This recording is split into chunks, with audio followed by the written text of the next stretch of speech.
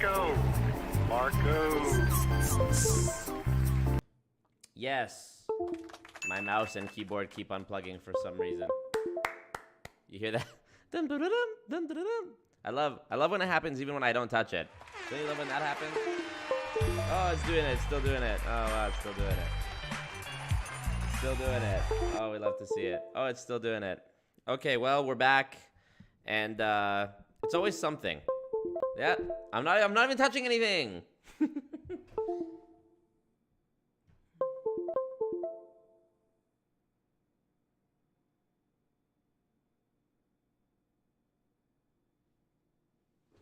Oh, yeah, see, I can't. Well, that's fun. Great way to ring in 60K. Great way to ring in 60K is my computer. You know, I've been doing this 4 years, streaming 3 times a week.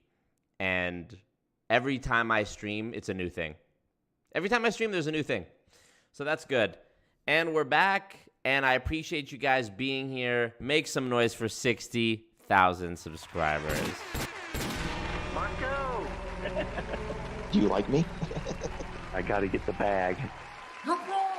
You're fucking wrong! Billions and billions. So that's cool. Oh, you guys can like. You guys can put a like thing in the chat now. I just saw hearts flying up. I don't know what that means. But man, it's really cool.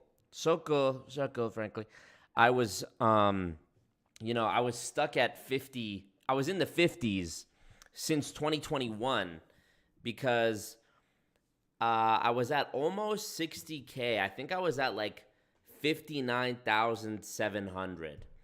And then 2022, I was like, okay, I'm not doing the MLM content anymore. I'm going to, bow out of this and, encourage as many people as possible who are here just for that to unsubscribe so that I can maybe steer the ship in a new direction. And I was able to whittle down my subscriber base to close to exactly 50K. And now we're back up in a few months, so we got to 60. So what do you want from me? And same thing with Instagram. At the peak, at the most followers I ever had on Instagram was 17.2K, I think. Around there. For sure, it was just over 17. So, and now we're back up to almost 10, which is great. So we'll get there.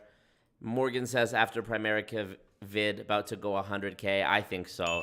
Maybe that one video won't do it, but I think by the end of this year, with all the work I'm doing and all the different things I'm going to be doing, we will get there.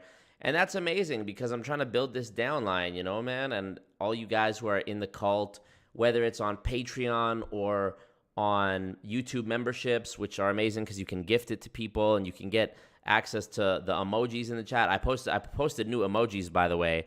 There's a bunch now. Here are the new ones. The board Marco, the burning money, the Obama, the one that says scam, the one that says cult, and the one that's the pyramid. I'm posting those in the chat so you can see them. But for all you guys that support me on one of those mediums, whether you watch the streams and donate and drop the bag, where's the? I gotta get the bag. Or you're on the Patreon or you're on the memberships. I really appreciate you because you really are contributing to something that is a great need in society, which is the need to educate people that we care about and protect them from multi-level marketing scams and cults. And today, with hitting the 60K milestone, I was doing some reflecting and thinking about how this all started and where it can go from here. And actually, yesterday I had a really cool experience where me and my friend Philip, my best friend, we talk almost every day. We went to eat at a sushi place. And we were sitting down having sushi, and I brought my notebook, and he brought his notebook because we had agreed a couple days earlier that the next time we met up, we were going to share each other some notes. And the notes were about this. We both wrote down, we both had a challenge with each other to write down the 30 or so attributes of the ideal version of ourself. So the us in 10 years, 20 years, whatever. And we both wrote these down independently, and we met up and we decided to share them. So we went one for one. Okay, tell me one about yours. Tell me one about yours. and we were sharing these attributes, and I was probably, I was less than 10 through my list as we're going back and forth. It was things like, is physically fit, has positive relationships, has a good network of friends, etc. Things like this, right? Is well dressed, whatever. And when I got to the one that said makes the world a better place, I saw the server bring out a cake with a sparkler on it, and she brought it to the gentleman who was seated at the booth next to us, and he was sitting there by himself. And she brought him this birthday cake, and I thought, oh, this is sad. This gentleman's by himself on his birthday. I wonder what the deal is here. And he was wearing, business casual attire, and so after he was on a phone call when the cake was brought to him, so it was very unceremonious, very anti-birthday party vibe. And when he was off the phone, I said to him, "Happy birthday, sir," and I offered to buy him a drink on our behalf, me and Philip's behalf. So we buy this guy a beer. Me and Philip are, yes, number 25, have a dump truck ass. So true. I was actually squeezing out them glutes in the gym today. Don't worry about that.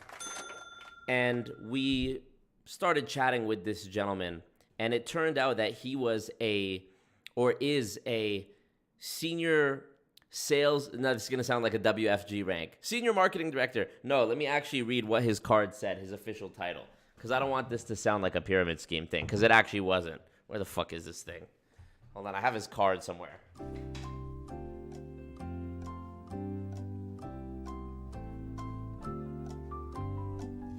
Okay. His card said, Senior Account Executive for Senior Living. Basically what he does is he works for a software as a service, or SaaS company, that sells the logistics software used by senior living communities. So old folks, there's certain apartment buildings that you go to, and they are outfitted specifically for senior living, senior care. So he sells this software, and he was traveling for work. He's from Toronto. He was here in Edmonton for work, and as soon as he said that, I said to him, "Oh, that's really interesting. You're a good person for me to know, because one of the things that," and I told him what I do, multi-level marketing, this and that. I said, one of the things that I really want to do this year is do more public speaking engagements, and one of the demographics that I really want to speak to are senior living staff members, so that they can help protect their clients and people that live in their establishments, as well as the seniors themselves. That's something that I want to do. And he said, "Oh yeah, well, they do conferences every year, this company, so here's my card, take my card, email me, and it's a big, multi-billion-dollar this company. I knew when he gave me the card, I was like, oh, I know this company. I recognized the logo. I was like, man, this is the type of company that would pay 5 figures to do a speaking engagement if they thought it was going to help their community. You know what I mean? So that was really cool that we did that. And I just feel like that's call it God, call it the universe, whatever you want. But me and my friend met up to have this really constructive, collaborative discussion about how we are going to become the ideal version of ourselves that we envision when we, sleep at night. And from that, purely by happenstance, or was it, this gentleman who was sitting in the booth next to us turned out to be a guy who had an inroad towards one of the things that I really want to check off of my bucket list. So that was really cool. And I actually, I had 42 different things written down on my list, and we shared them, and I thought it was really good.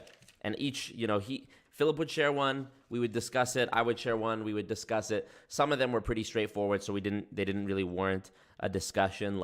One of the things I wrote was, is a capable cook. I think that one speaks for itself. And I'm already a pretty decent cook, if I say so myself. But, I would like to have a few more dishes up my sleeve to be able to before I can really say that or whatever. But appreciate all you guys being here, man. I want to shout some of you out because last stream was the first stream in a while where I didn't shout out people in order, and then I got a comment saying this is a pre-recorded live. It's obviously not fucking pre-recorded. But Atlas Productions, Alicia, Lisa, Muriel, Lenny, Danielle, Beyond. I'm unsub to drop the number below 60K. The goal is to get Marco to dramatically run through the airport to win me back. There you go.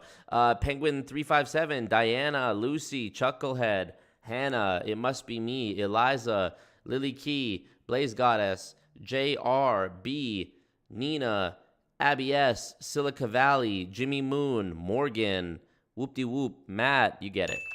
Tasha, you get it. Marco. Thank you. Peter Mingles. Oh, that's tomorrow night too.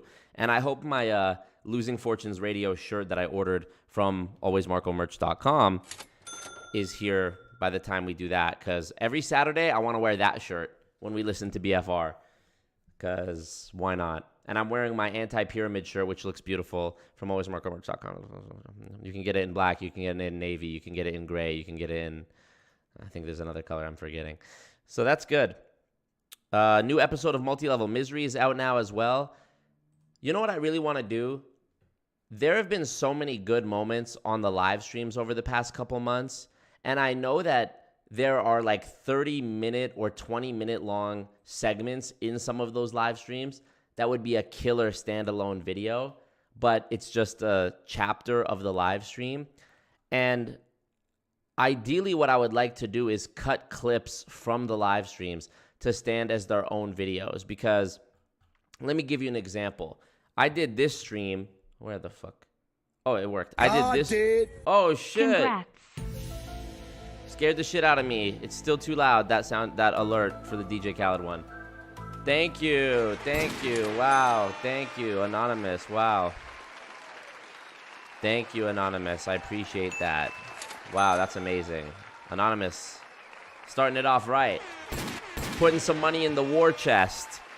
Do I have 3 phones? No. Do I have a gated mansion with security cameras? No. Do I have guns? No. Do I need all those things? Yes. Marco. Play it some more, Marco. Let's go. So I need that so that we can make sure I'm safe, because going forward, and thank you, Eliza, joining the Patreon. Thank you, Eliza. Going forward, I need to make sure that I am, safe. Right now, I'm just a nuisance to these companies, but there will come a day, I'm guessing in the near future, where I am a big enough problem for them that they go, okay, we got to do something about this guy. And whoop-de-whoop, 1 + 1 = 2. They come from my head top, but I have guns and John Wick 5, and it's all good. Scott, what up, Scott Schaefer? Do live streams work well for you in the algorithm? I was watching a live coffee did with Graham, and yes, so good question. So this is sort of why I was even talking about this. A live stream is not going to blow up. A live stream is not going to be discovered the way a video is. It was actually a YouTube creator named Ludwig. He's one of the most successful YouTubers. He posted a video that I watched this past year that, for me, made everything click when it came to the balance between live streaming and actual videos. I'll show you with this example I was about to pull up.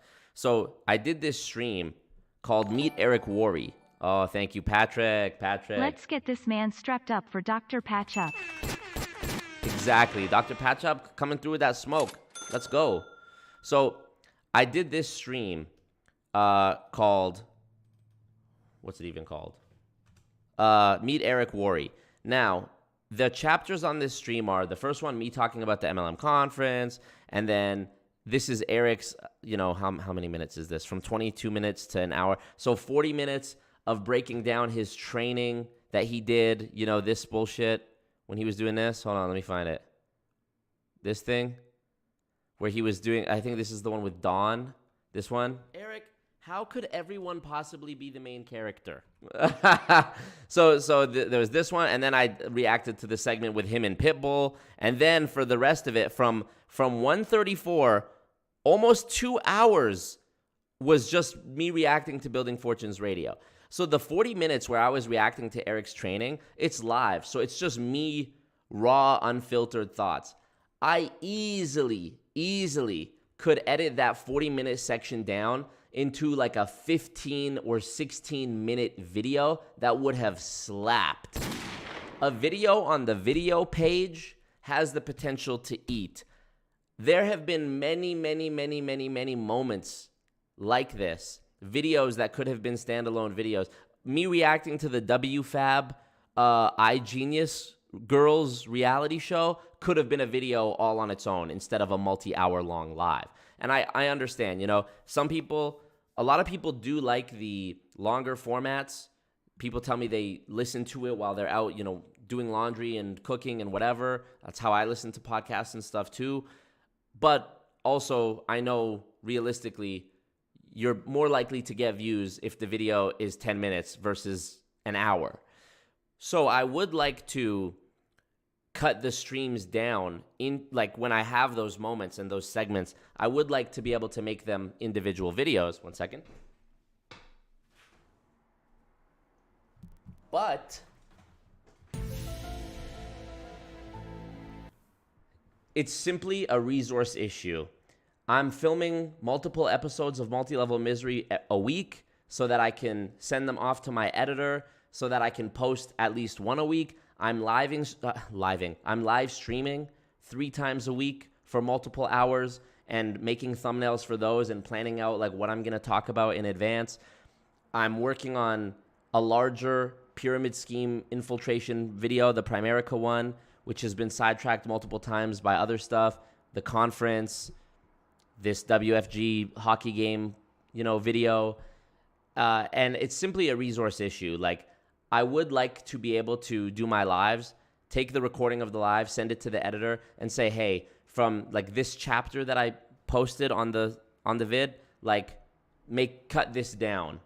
You know what I mean? I would like to be able to do that, but I either need to create more time, which would require me probably killing one of the live streams in a week, or more money so that I could hire an editor to do more of the work for me. It's sort of a, I guess, good problem, because either way, I'm still posting a lot of content and making money off of it. So it's just really a matter of, like, this sort of goes back to Scott's question.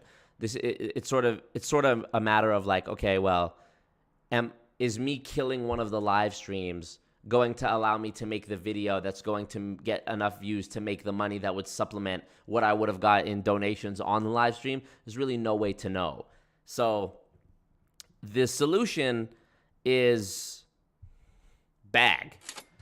Scott says, I just did a live stream an hour ago. I already lost 50 plus subs. I never lose subs like that. Guess I won't be doing live streams in the future. Not sure why that happened. So that's a good thing to bring up, Scott. And I think that's why Graham Stephan talked about why he's saying it's bad for your channel. I don't necessarily think that it's bad for your channel. I acknowledge that when you do a live stream, you'll lose subscribers. However, when you post a video, you lose subscribers too. Like, sometimes you'll post a video and people just be like, nah, this is the final straw for me, or I'm not even really that interested, so I'm gonna unsubscribe. Soon as I posted Multi-Level Misery this morning, I lost 2 subscribers. As soon as I clicked publish, 2 disappeared. So, but that's just, in my opinion, that's just the name of the game. Your audience is constantly terraforming to what your fan base looks like. So if people aren't, thank you always, Tanya. Appreciate that. Yeah, exactly. If people know that you do live streams and that's one of the things that they are there for, I think the positive upside of that is huge. Live streams are, from a financial point of view, Scott, when it comes to being a YouTuber, I think the only reason that I have been able to be a full-time YouTuber for the past 4 years is because of doing live streams. As a matter of fact, I know that's the case, because no video like you take all my top 5 or top 10 most viewed YouTube videos, and the ad revenue doesn't compare to what the actual people will give to you directly or can give to you directly from live streaming. I think there's such a huge value in talking to people directly on live stream, and the bigger of a creator you are, the more valuable it becomes, because for the average YouTube watcher, they subscribe to many people, probably people who are bigger than me and bigger than you. There's always a bigger fish. But my philosophy is like, if somebody knows that when they message PewDiePie, he has so many followers that he's never going to see it, versus when they comment on something I do and they know I'm more likely to reply, or they message me on Instagram and they know I'm going to reply, I think it's only a matter of time before that connection that they have towards you is stronger than the one they have towards PewDiePie, even though PewDiePie might very well be the better creator by all other metrics.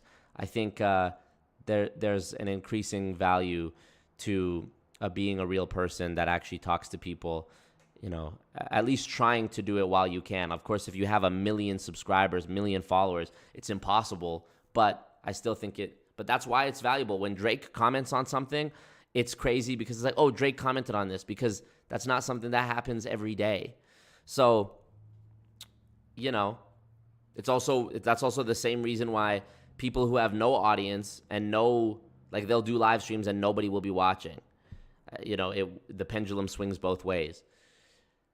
That being said, if losing subscribers is your concern, I say let them unsubscribe. You know, if you weren't here for the live stream, you know, if they unsubscribed because you did a live stream, like they weren't forced to watch the live stream. Did the notification that came up that you did the live stream really inconvenience them to the point where they were like, I need to unsubscribe? If so, in my opinion, that's not even a genuine supporter any fucking ways. You know, I get that not everything is not for everyone, but still, that doesn't make no sense. It's like you're worried about losing a person who is already gone.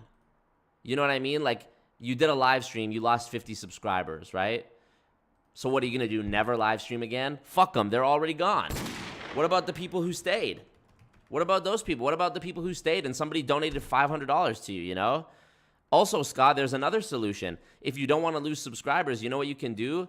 Do the live stream and then just, you can do this. You can change the settings so that it automatically gets archived when it's done. So it doesn't get published to your page. It just goes away. It becomes an unlisted video after the fact. So you don't actually have to worry about, you know what I mean, whether it stays up there and someone's annoyed by it. Like, it really doesn't matter, bro. Let me go. I'm looking at your live right now. Let's see. Did you get some bag? Let's see.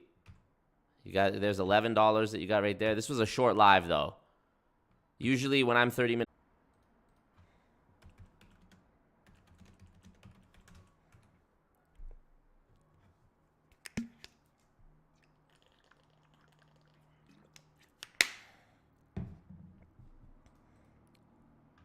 Did it work? Fucking hell. Did I come back? Wow, it completely reset all my OBS settings too. That has never happened to me before, where the entire OBS app just glitched out completely. Wow, what the fuck? OBS settings. What the fuck? Sorry about that, y'all. That's why you shouldn't live stream.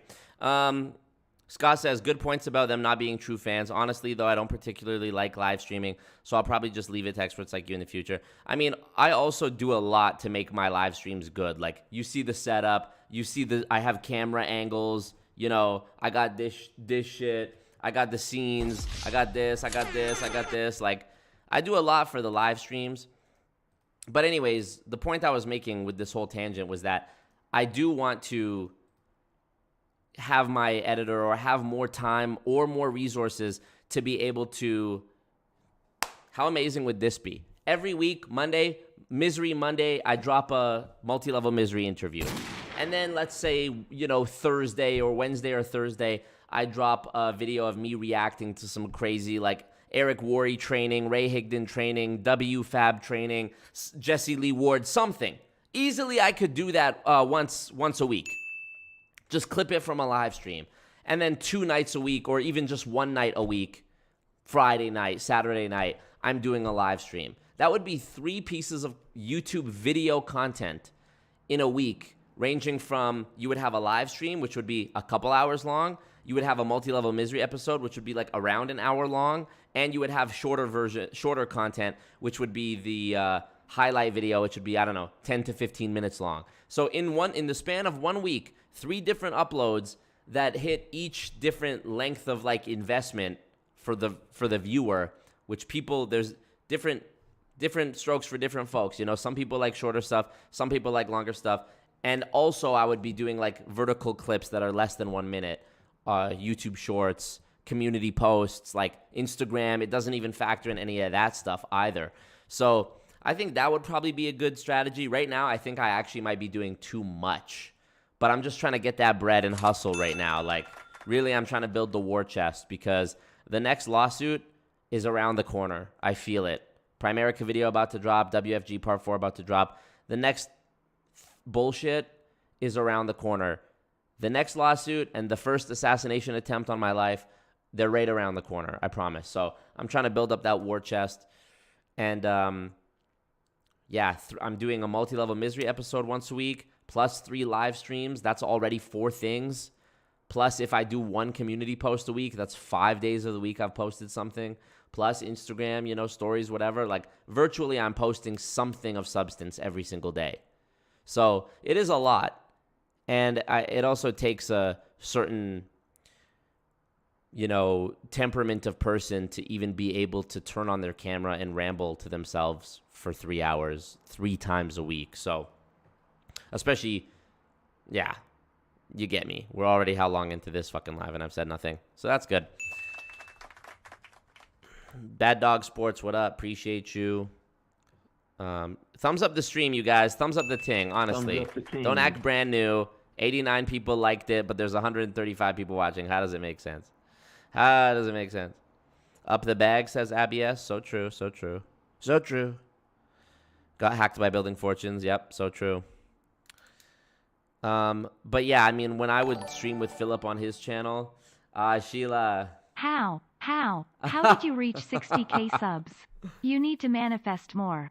How are you going to reach 70K subs? How? From Jessica and Ray Higdon Dragon. Yes, so funny. Thank you for that. How are you gonna do that? But why? No, you don't believe it.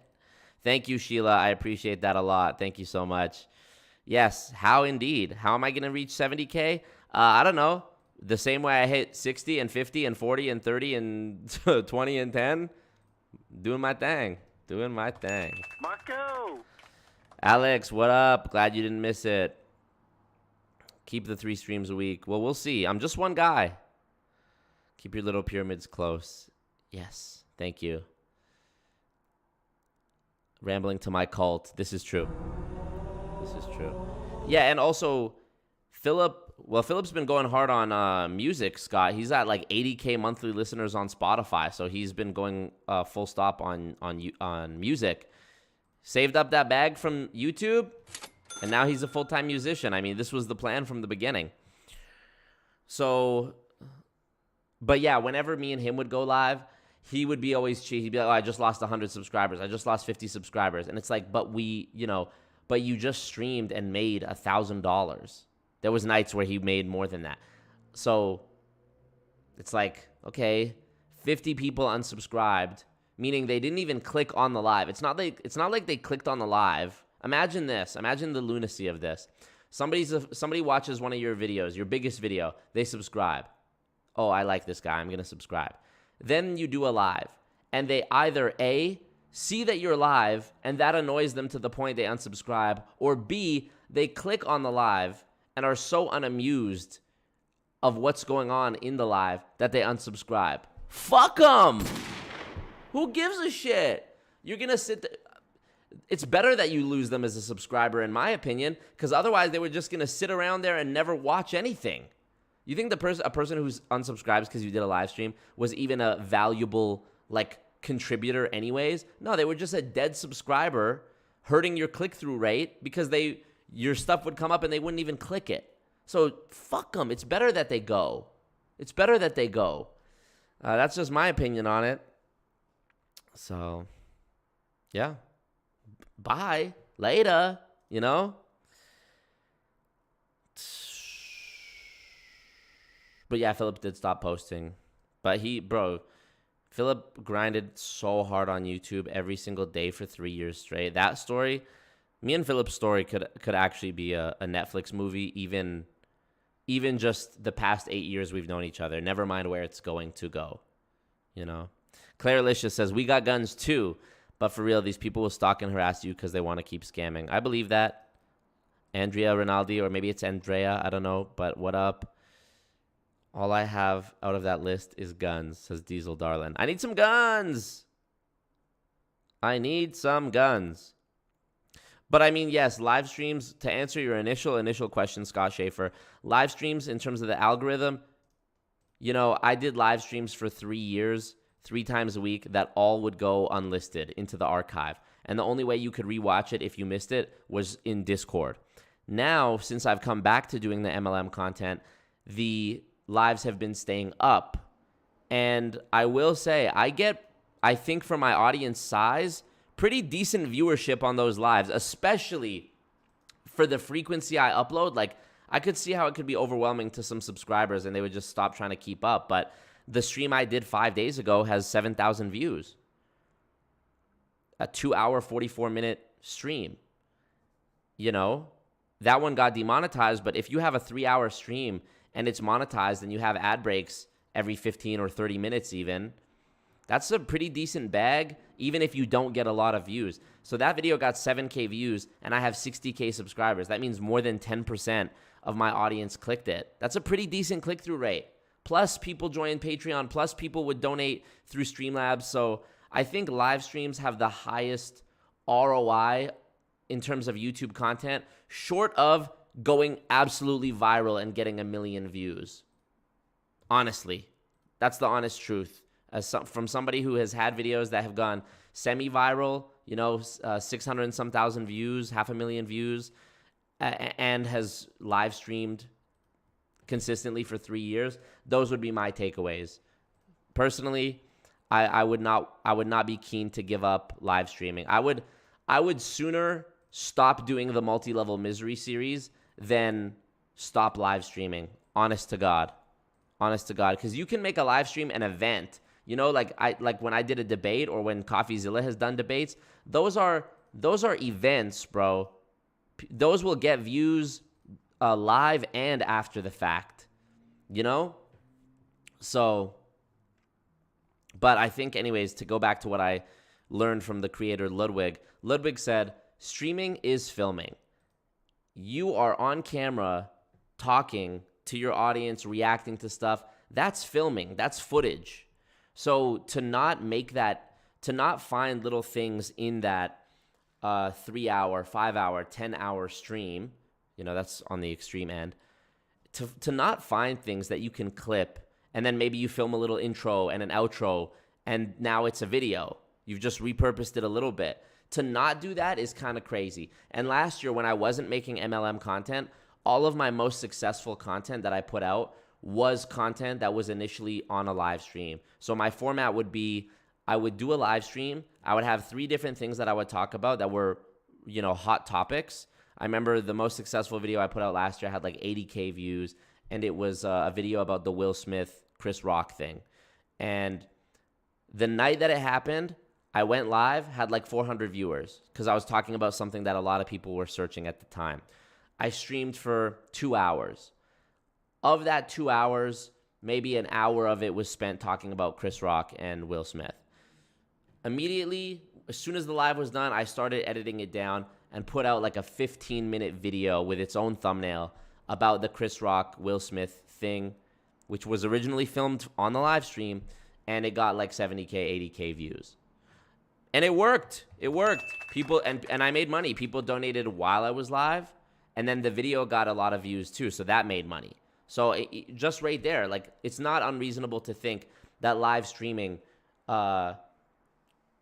there's money in it. I don't know how it would break down. It obviously depends on so many different factors, but For me, I do want to start applying that same strategy to the MLM content because, like I said, there have been so many good moments, in my opinion, that could be videos on their own. And you know what? Maybe what I'll do is, I've streamed, 3 times a week for the past 3 months now, right? Since I've been back doing this. So that's 4, 8, 12, or 3, 6, 9, 12 a month. So there's 36 streams.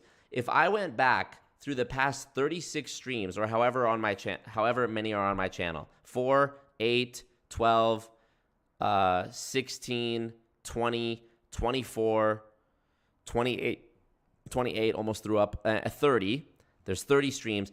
You think if I went back through those 30 streams, there isn't a couple videos that I could clip up? Easily, I can point out different videos to you right here. Okay, me reacting to Dominic Izzo reacting to me. Me talking about my Primerica video. Me breaking down the Jesse Lee Ward situation. That one's a bit dated now. Me talking about this WFG guy debunking his nonsense claims from WFG. One about Eric Worre. Another one about Jesse Lee. Another one about Eric Worre. One about Scott and Peter. One about this Herbalife, reacting to this Herbalife guy. One about Colleen Nichols. One about my experience at the conference. One about Ray Higdon.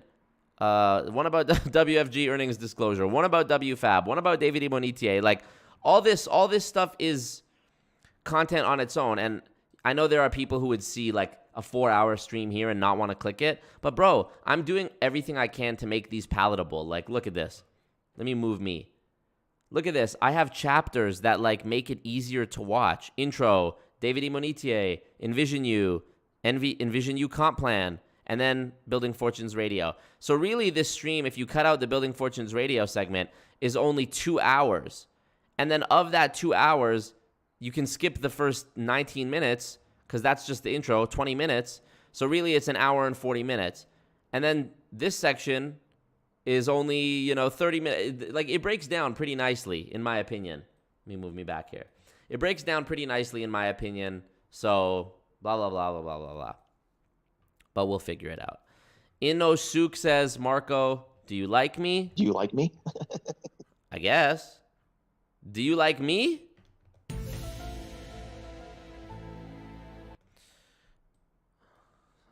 I can't believe the stream really just crashed like that. What the fuck?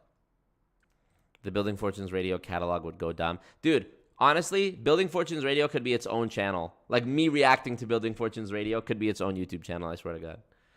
You could easily drop a whole length Building Fortunes Radio documentary. Straight up, bro. Straight up. I have streamed for 24 hours straight, Bad Dog Sports. I have done it. Danielle says, I can confirm. I only monetized in March and make more money from lives than pre-filmed content. Yeah, it's a balance. If you're a small to mid-sized creator, I think live streaming is where the money's at. Although, I seen PewDiePie do a live one time, and he made $100,000. Granted, it was for charity, but still, think about that. So yeah, unless you go viral, live streaming is the way. Live streaming is the way. So my strategy is sort of continuing on what's worked for me, which is I work really hard for a long time on a single long-form documentary-style video, like infiltrating a pyramid scheme. I get, 10,000 new subscribers from that. From that 10,000 new subscribers, maybe 100 of them are like, thank you, Dana Rose. I love the live streams. Proud of all the work you are doing. That means a lot. Thank you, Dana Rose, for real. Let's go. Thank you, DG. Appreciate you, DG. Let's go. Marco. I get a bunch of new subscribers from infiltrating a pyramid scheme. From those subscribers, some of them will be casual viewers. Some of them will be diehard cult members. And some of those diehard cult members will drop bag. And that enables me to then make the next documentary, and we keep doubling it and doubling it and doubling it until they kill me. So good. The lore is very thick. What up, DG? Checking in from London. Congrats on 60,000, Marco. Thank you. Actually, you know what I just realized? Me hitting 60,000 is probably going to... I'm probably going to dip below 60,000 after this live stream because, as Scott Schaefer pointed out, live stream, he went live and then he lost subs. I'm at 60,006 right now. It's a perfect, what's that called? An antonym, where it reads the same backwards. A word, okay, no, antonyms mean opposite. Whatever the fuck that's called. It's the same backwards as it is forwards. So, cool. Let's hope it doesn't drop down. And if it does, who gives a fuck? Graham convinced Coffee to stop. It apparently hurts your edited videos since live streams tend to get less views. I have noticed that's not true. I think Graham is wrong about that. But also, the algorithm is so elusive and mysterious, nobody knows. My advice, don't lose sleep or time dwelling about it. It's not worth it. There are people who think that not putting this certain amount of tags on your video will make it not work. I've seen every variation, and there's no concrete answer until YouTube gives us one. So me personally, I've been streaming every week, 3 times a week for 3 years. Could it have been working better if I wasn't streaming? Maybe, but how would I know? Because I wasn't doing it. And if it was working better, well, maybe I could attribute those better numbers to other things. You know, I'm a better video creator now than I was 3 years ago. So if I stopped streaming and my videos started getting more views, was it because I stopped streaming or because my videos are better? I could drive myself crazy thinking about it all day, but I just don't bother playing that game. And me personally, they feed each other. The live streams have not hurt my videos, in my opinion. Actually, you know what? I have proof. The live stream, dodecahedron, thank you, Silica. The live streams have not hurt my videos because my videos, the ones that I really put a lot of work into, the infiltrating a pyramid scheme ones, they still boom, shakalaka, and go crazy when I drop them. And guess what? My ACN video, which is my most viewed video ever, that was a video that by all standards should have died in the algorithm. As soon as it came out, it was up for like 5 days or a week, and it got taken down, and it was down for like weeks where I didn't have any data to support it or help it grow. And it had it had a privacy complaint, it had a copyright complaint, it had a defamation complaint, all this shit that I had to like fight, send emails, wait to hear back. All in the meantime, it was not getting any views. And that video still ended up being my most viewed video ever, even while I was live streaming during that and after it. And actually, I'll provide some more evidence right now. In the lifetime span of that video, its biggest spike in views came months after it was released. Let me pull it up and show you. Video was originally posted August 2020. Analytics, since published, since uploaded. Let's see. So it came out August 9th, 2020. And its biggest spike in viewership was in January of 2021. Its biggest spike, aside from the day it came out, literally, which had the most views, it had a spike in October, which was 2 months after it came out, and then it had another spike in January, August, September, October, November, December, 5 months after it came out, and then it had another spike in the beginning of February, okay, and then it had another little spike in July of the following year.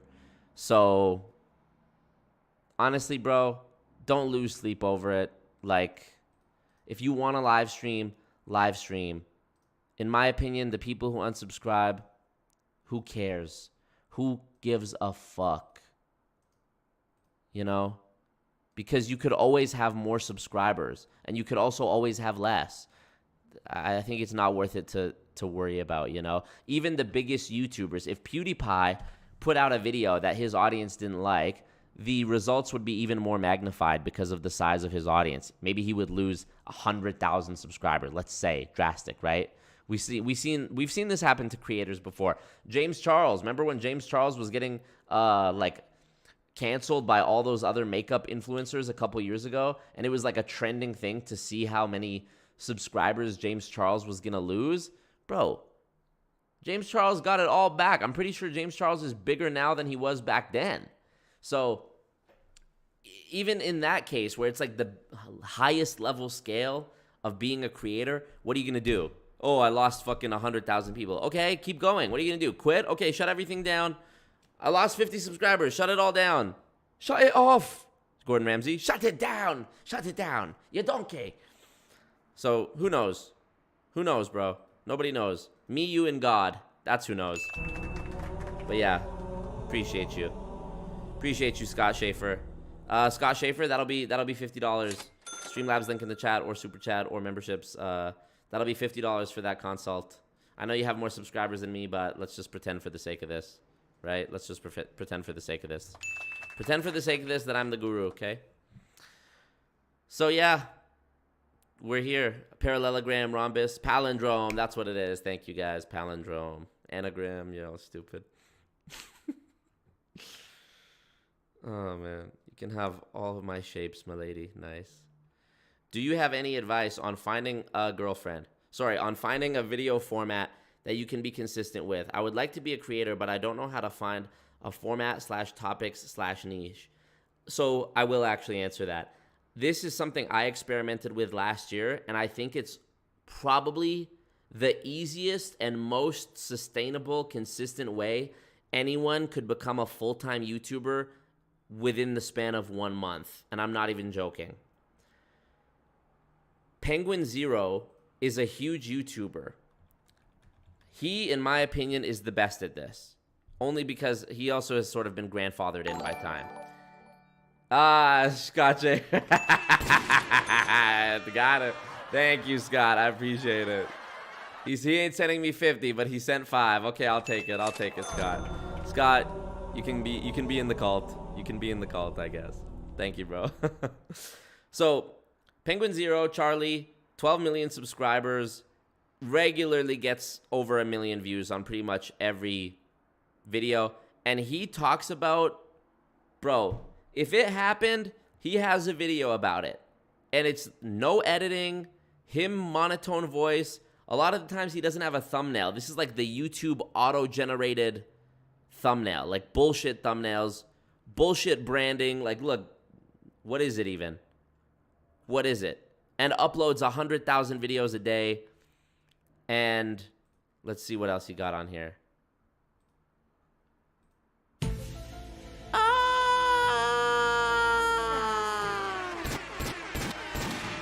No, wow, not Johnny gifting 10 memberships. That's crazy. That's crazy. Holla at your boy. I want to give a big up. Beyond, Chase, Crystal, Eliza, Kat, Hannah, Natalie, Spencer, Carrie or Kari, TC, Hannah, Rainy, Eliza. That's sick. Thank you for that, Johnny. I appreciate that. Well, all you guys who I just listed can enjoy early access to the new videos, a special icon next to your name in the chat, and access to those custom emojis in the chat. So big up. The cult grows stronger. And hopefully one day you repay the favor by gifting memberships to other members of the cult, because that would be amazing. Soup of the day. You've been serving it all bloody month. Shut it down. Okay, so yeah, my answer to the question posed by Zozomnia. News is always happening. You could choose what type of news you talk about. Are you going to talk about music news? Are you going to talk about entertainment, Hollywood news? Are you going to talk about political news? You choose. You choose the news. And when something happens, ASAP, make a video of you talking about that thing, and I promise you, you will grow purely off the strength of it being searched. Purely off of search. And I did this as well. Before I came back to the MLM content, I did a live stream where, okay, so this is what happened, right? For context. R. Kelly was a trending topic because R. Kelly, there was supposedly an album that was uploaded to Spotify called I Admit It by R. Kelly. And it hit the news as though it was a new thing. Really what it was is a song from 4 years ago. It just made its way back into like news again, and people were making memes about it. So that night, I did a live stream. And one of the things I talked about on the live, maybe it was a 3 or 4 hour live, And during 1 hour of it, I talked about and reacted to the R. Kelly shit, the song and the news, okay? Afterwards, I cut that segment up and made this video. It's an unlisted video on my channel, or maybe it's even private, but I can pull it up and show you guys here. I hid it because it's not MLM related, but R. Kelly, if I pull it up in my YouTube studio. Okay, check this out. So, okay, yeah, I cut it down into an 8-minute video, 8 minutes. And the video, just off of search, got 11,000 views on YouTube. It gained me 160 subscribers and earned me $70 in ad revenue. Mind you, all this was essentially a glorified stream clip of me reacting to the R. Kelly song. Now, what else did I do? I cut that 8-minute video down even further. So remember how this started. 4-hour live stream where I was talking about R. Kelly for 1 hour. That 1 hour, I cut down into an 8-minute video. That 8-minute video, I cut down into 5 different less than 1 minute TikToks, vertical videos that I posted on TikTok, Instagram Reels, and YouTube Shorts for maximum, growth potential. And on TikTok, this is my TikTok, I posted 1, 2, 3, 4, 5. You can see there's 5 right there. These are the 5 R. Kelly ones, okay? Purely off the strength of it being like a memed topic at the time and people searching for it, my most viewed TikTok is this one, 3 million views. The first one did okay. These 2 flopped. This one went crazy. This one flopped. After this one blew up and got 1 million views, all the other ones started growing, and I'm almost at 1 million likes on TikTok, got 13K followers, and I was like, shit, how do I get these people over to the YouTube video? So I was probably a little bit too late with this, but I made this video reacting to a comment on this video that went viral, 3 million views, and said, oh yeah, this clip is from a longer YouTube video, watch the whole thing, blah, blah, blah. Told people go to the link in my bio, and that's how I ended up probably getting those 100 subscribers that I got from the YouTube video. So all in all,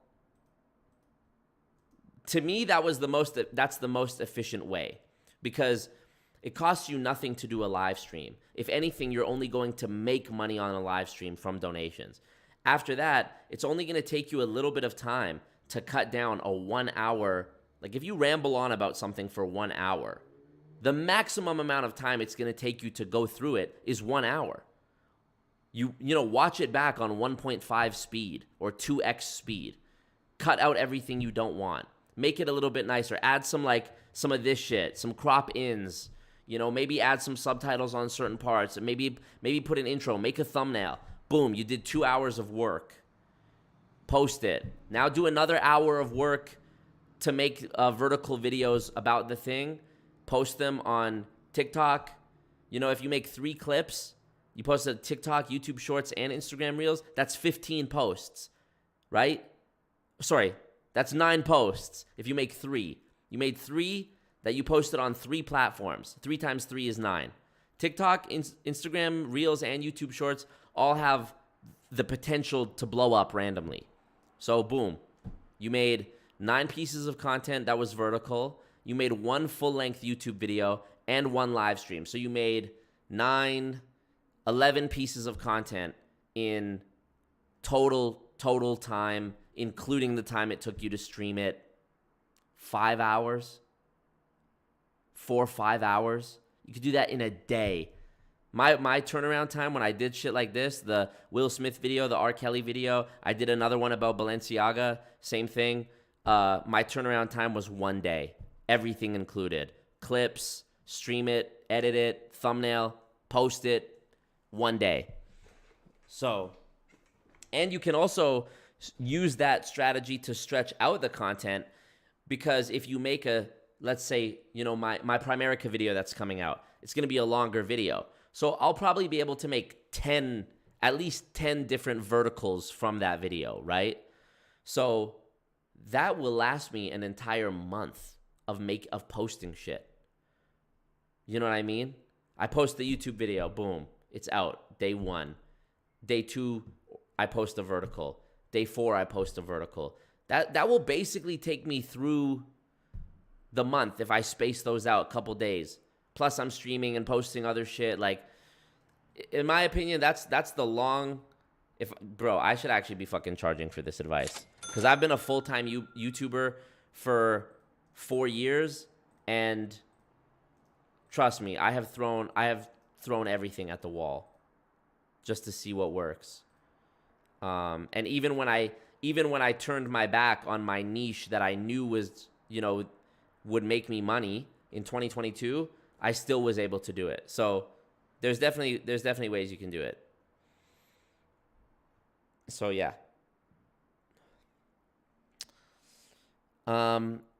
What up, Panda? What's poppin', Panda Bear?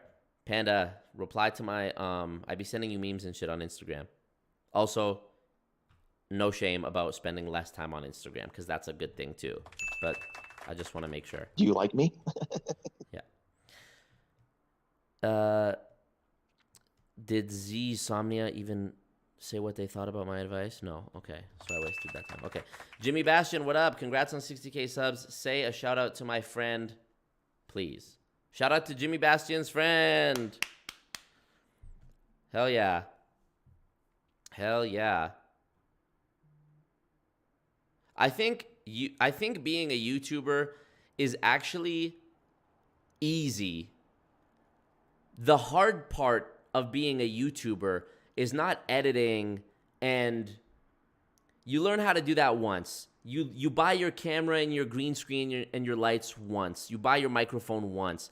The really difficult thing about being a public figure in any medium, whether it's Twitch, YouTube, Instagram, the real difficult thing is getting over the fear of judgment of others and like being cringe and putting yourself out there and trying shit. That's the hard part. The hard part is like what Scott Schaefer was in here talking about earlier. Like, well, if I do this, it might hurt this, and like the mental shit. That's what's really hard about being a YouTuber is like, well, what are people going to think of me but I can't do this because then that will, and it's all nonsense. So I really think if you didn't give a fuck, if you were just a robot being like, okay, how do I make money now on content? That's how I would do it. I would spare myself the trouble of trying to be creative and come up with an all new thing. I'm lucky. The pyramid scheme shit, when I made my first MLM video in 2019, that wasn't really a thing. That wasn't even really a niche yet, anti-MLM. Now it's a thing, but it's still a small thing. Like, even after me taking a year off, I still have one of the biggest anti-MLM channels. So, and my videos about, like, my infiltrating a pyramid scheme exposés are the most viewed anti-MLM content that exists, aside from one-off, like, documentaries like the Amazon Prime shit or the James Jani or the John Oliver stuff. Like, it's me. So even with, I would spare myself. If I was brand new today, I wouldn't even bother trying to find a new niche. I would just do I would just make videos about what people are already searching for, So, yeah. Jared says, make sure you have gifts enabled in your YouTube settings or you'll miss out. Yes, do that. Peace out, Danielle Ryan. Appreciate you being here. Thumbs up the stream, everybody. Thumbs up the king. You know what I also had? What up, Shake? You know what I also had a really cool idea about when I was reflecting today and thinking about, there it is. Hey, thank you. Well, I will be your first Hey, customer. nice. Thank you for the advice. Keep up the content. You're my favorite creator right now. Marco. Thank you for that. Appreciate that a lot. Yeah, what I was thinking about earlier today when I was reflecting on my, journey on YouTube thus far is that, and thinking about all the things I want to do in the future, public speaking is one of those things, obviously, but man, one of the things that is so difficult for people who have been in multi-level marketing or who have lost friends or family to multi-level marketing cults is, and this is something that doesn't get talked about enough when it comes to actual like court cases regarding MLMs, and that is the mental toll that it takes on people, the mental like anguish. You cannot plot on a piece of paper how mentally fucked up somebody became versus someone else. It's not like, in the court system, they look at things very black and white. When they talk about losses, what did you lose? It's like property or money. That's pretty much it. They can't really quantify how much you lost of your soul.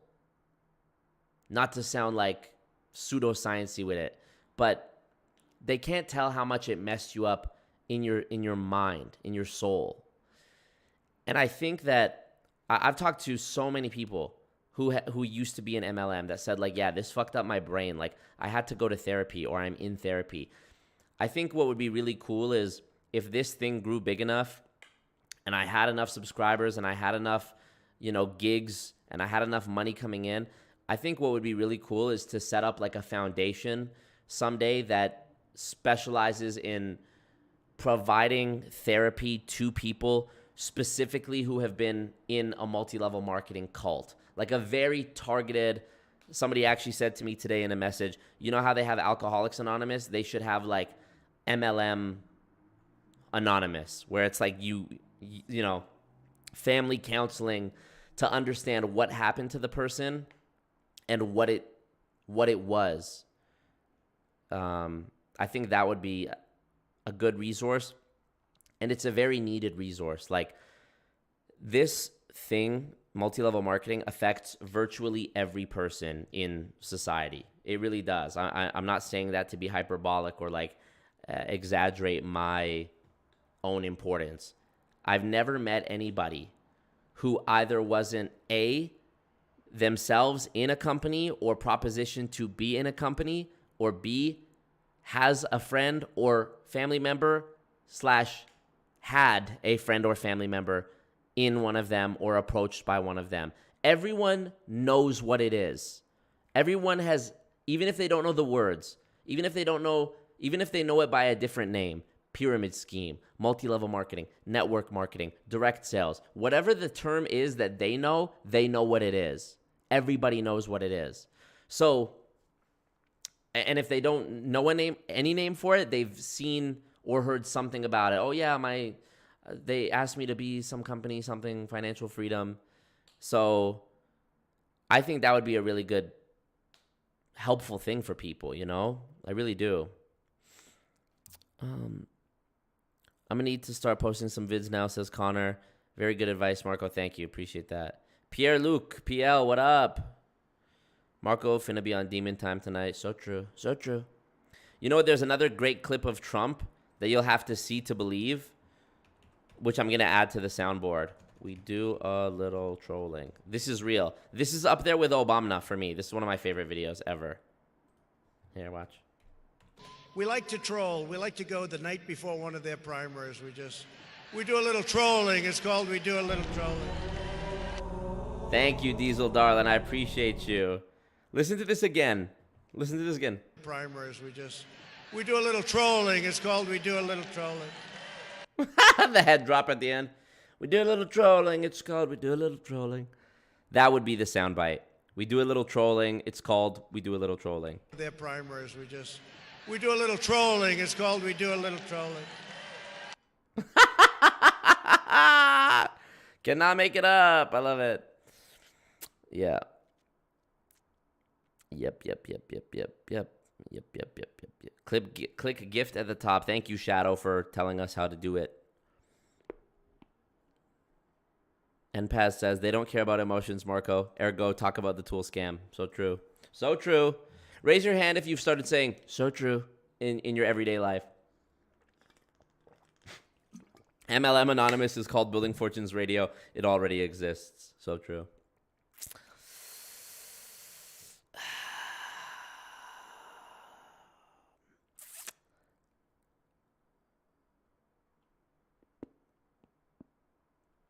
Obama, his Puerto Rico. Yeah, oh man, this is another Trump clip. Bro, chill on my boy Trump, bro. How about?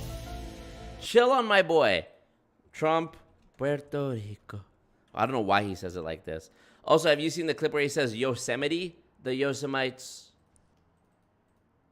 we are also praying for the people of Puerto Rico.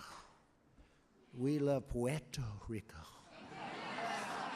Puerto Rico. And we also love Puerto Rico. Huh?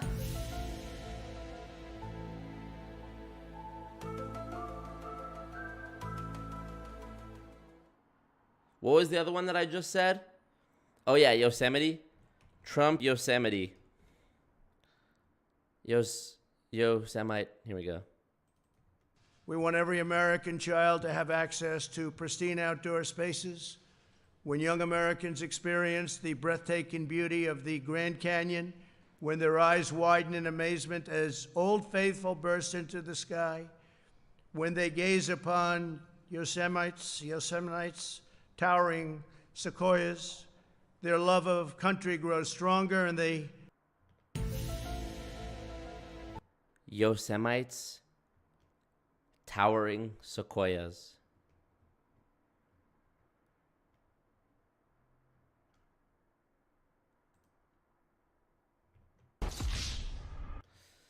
Damn. So true. So true, frankly. I'm still requesting the Owen Wilson. Wow. I can't believe it. I can't believe it. Yeah, I can't believe this. Can't believe you've done this. That's a great video too. Have you seen I can't believe you've done this? I'll show you. I can't believe you've done this. This is a real video, bro. So basically, what I was thinking of was, oh fuck, I can't believe you've done this. That's a good one. So I was raised on the internet. Silicon Valley says, I have been breaking out in subpar Trump monologues in public. In a Starbucks. In a Starbucks. So true. Sitting by yourself in a Starbucks. Well, frankly, she's a dog. She's a dog, frankly. Rosie O'Donnell. Okay. Yosemites. Marco Finata. What the hell? We'll chill on your boy. Oh, Tasha, please chill on my boy. Is there a Trump comedy compilation? My favorite Trump video, and I've tried to watch it on stream before, but my stream gets demonetized and taken down for it. It's called A Portrait of Donald Trump. And it is this video here. I watch it at least once a year just to keep my calcium levels right. It's this one right here. It's 1 hour long, but I promise you, it's a masterpiece. It is a work of art. So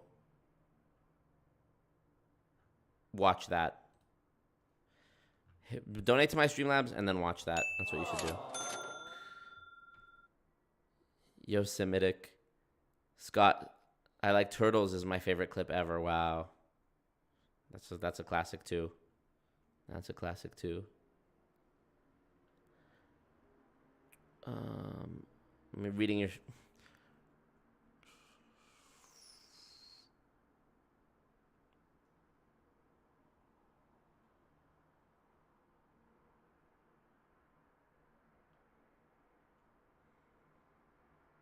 I would visit Trump in prison, to be honest.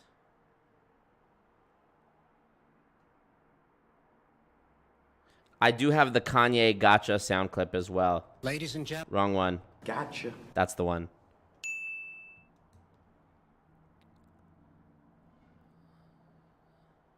Ted Cruz has a... Somebody sent me this on Discord, I think. It was... If you're watching, I forget who this was that sent me this, but it's a spreadsheet of every name. It's a spreadsheet of... Here we go. I found it. Wow, I found it. This is a spreadsheet of every nickname Trump has called somebody. I mean, and it's literally a table sorted by the nickname, their real name, and then who they like are or who they're with. So here's just Joe Biden. Ready? 1% Joe, Basement Biden, Beijing Biden, China Joe, Corrupt Joe, Crazy Joe Biden, Joe Biden, Quid Pro Joe, Sleepy Joe, Sleepy Creepy Joe, Slow Joe, and of course it goes on from there. I want to see the one where he talks about Marco Rubio, because him saying Little Marco, Ooh, that's a sound clip. That's a Building Fortunes radio sound clip. Trump, little Marco. Trump's actually a G. Trump's a G. I have a policy question for you, sir. Let's see if he answers it. I will. Don't worry about it, Marco. Don't worry about it. My favorite moment is when Trump says to Jeb Bush, little more energy tonight. I like that. or when Jeb says, we're in tough times and we need a president who's tough. And Trump goes, yeah, you're a tough guy, Jeb. How can you not love him? You're a tough guy, Jeb. Don't worry Trump, baby. about it, little Marco. I will. All right, well, let's hear. Don't worry about Here we go. it. Don't worry about it, little Marco. I will. All right, well, let's hear Big Don. Donald. Don't worry. Oh, not him calling him Big Donald back. Let's hear it, Big Donald. Don't worry about it, little Marco. I will. All right, well, let's hear Big Don. Donald. Don't worry about it, All right, little. wait. Don't worry about it, little Marco. Gentlemen, gentlemen, You ought to show up. gentlemen, you gotta do better than this. This guy has the number one. Mr. Trump, may I ask you, absentee Mr. Trump, record in the I'd like United to ask you a States. policy question. Doesn't show Your up to proposed vote. tax cut. That's why the Your people in proposed- Florida do not like him. Mr.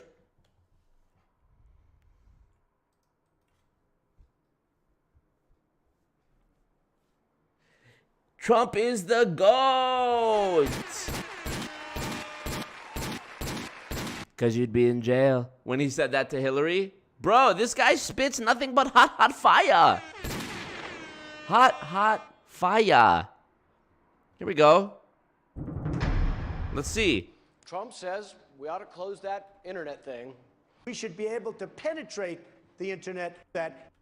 Well, first of all, we need to destroy ISIS in the caliphate. Shut up, pussy. Man, these Trump clips, boy, I tell ya. That should be our objective. Donald, is great at the one-liners, but he's a chaos candidate, and he'd be a chaos. His face. There's actually so many really, really, really effective things that Trump does in his communication. I know you think maybe it's not smart, a lot of what he says, but the fact that even in this exchange, I think it's this one with Jeb, where Trump, when Jeb is talking, he relaxes. He doesn't look at Jeb. It's sort of like he's waiting for it to pass, like the teacher's being boring. But when Trump talks, Jeb is looking right at him. And it sort of subconsciously says, even Jeb is sort of confirming, Trump has something worth listening to, you don't. He's really clever, honestly. Chaos president. Jeb doesn't really. See, Jeb looks at him. When Jeb's talking, Trump is he's yawning practically. But when Trump's speaking, Jeb's looking. I'm unhinged. He said that very simply because he has failed in this campaign. It's been a total disaster. Nobody cares. And frankly, I'm the most solid person up here. I built a tremendous company, and all I want to do is make America great again. Donald, you're not going to be able to insult your way to the presidency. That's not going to happen. And I do have the strength. Thank you, Eliza. I don't take responsibility at all, frankly. I like how the Trump pop-up, wow, this is really devolved. The Trump notification comes up while we're watching Trump. Can't make it up. I'm at 42 and you're at 3, so Doesn't far matter. I'm doing better. Doesn't matter. So far I'm doing better. You started off over here, Jeb. You're moving over further and further. Pretty soon you're going to be off the end. I'm reminded of what FDR's grandfather said. He said, all horse thieves are Democrats, but not all Democrats are horse thieves.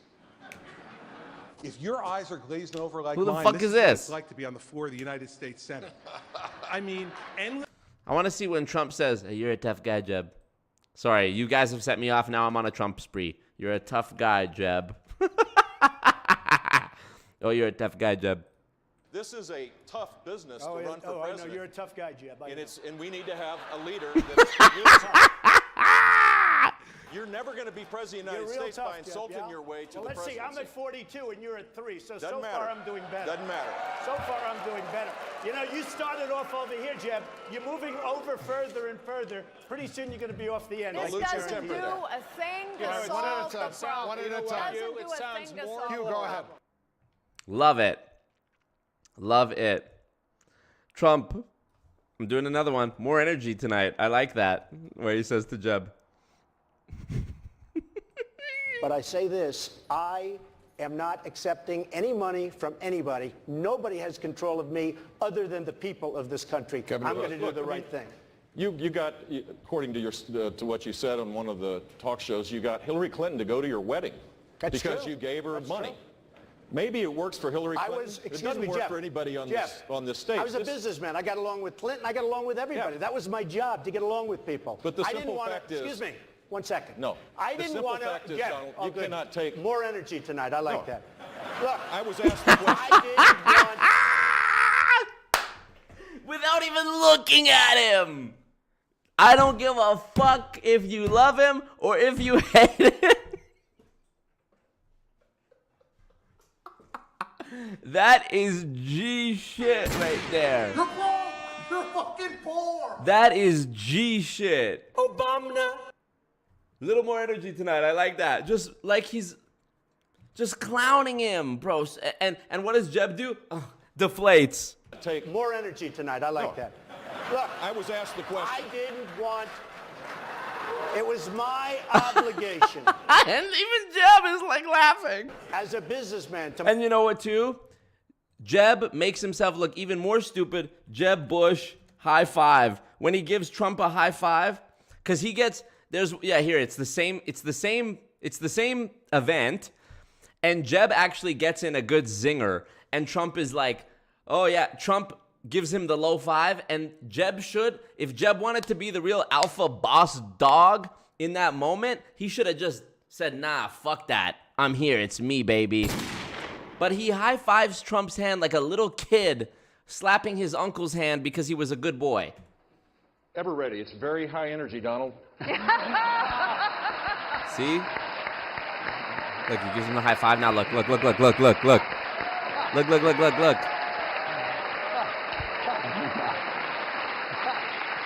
Mr. Trump? It's like still, Jeb trying to get his approval. He slapped it like, did I make you proud, Dad? You know? Anyways, Morgan, why are you retracting messages?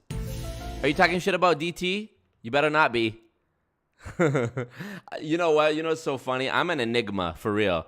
Because I'm one of the most vocal anti-MLM people on the planet.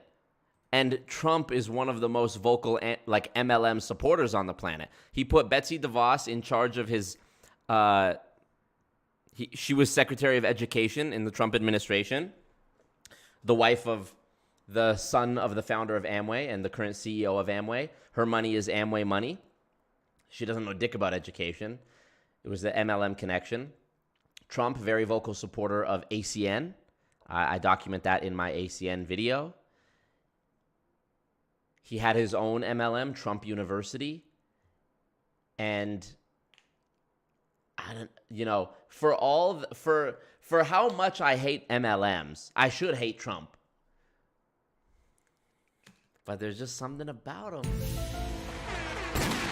Billions and billions. There's just something about him. And honestly, when Scott Johnson said on Building Fortunes Radio that he was at a Trump rally, I was jealous. Marco! So, it's I sort of feel the same way about Dominic Izzo. Like, I feel like me and him would be friends if it weren't for the MLM thing. You know? You guys don't understand. I'm pretty sure in every other multiverse timeline except for this one, I am a supervillain. I'm so sure of it.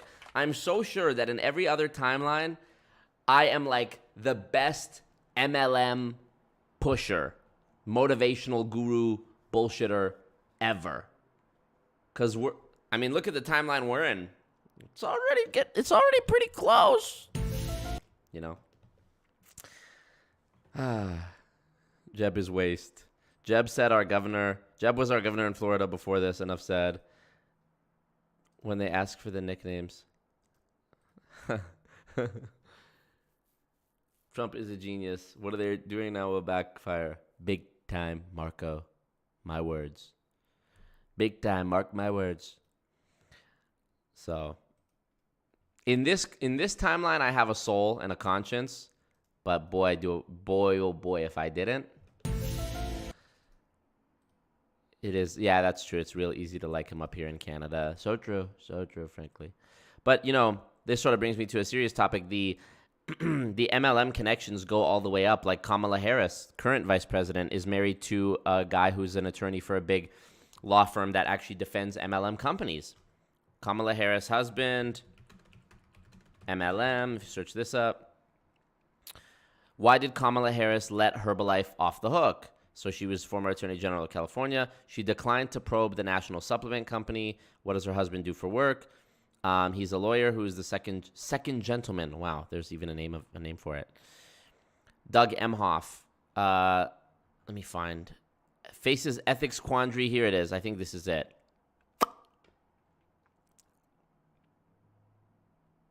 Is this the one where he talks about Herbalife? Let me find it. Herbalife. Where is this? I'm not seeing Herbalife on this page. It's telling me it's on this page, but I don't see it, so I give up. But anywho, my opinion, not even my opinion, my assessment is that MLM continues in the U.S. and thus elsewhere abroad because of the political corruption that goes to the very highest level, to the presidency, to the vice presidency. Even Enron, there's a really good Cold Fusion documentary about Enron, and you find out that Kenneth Lay, the CEO of Enron, was good friends with George W. Bush, which is how Enron was able to get away with being the, one of the biggest scams in human history. MLM trafficker in another dimension. So true. So true. It's a big club and we ain't in it. So true.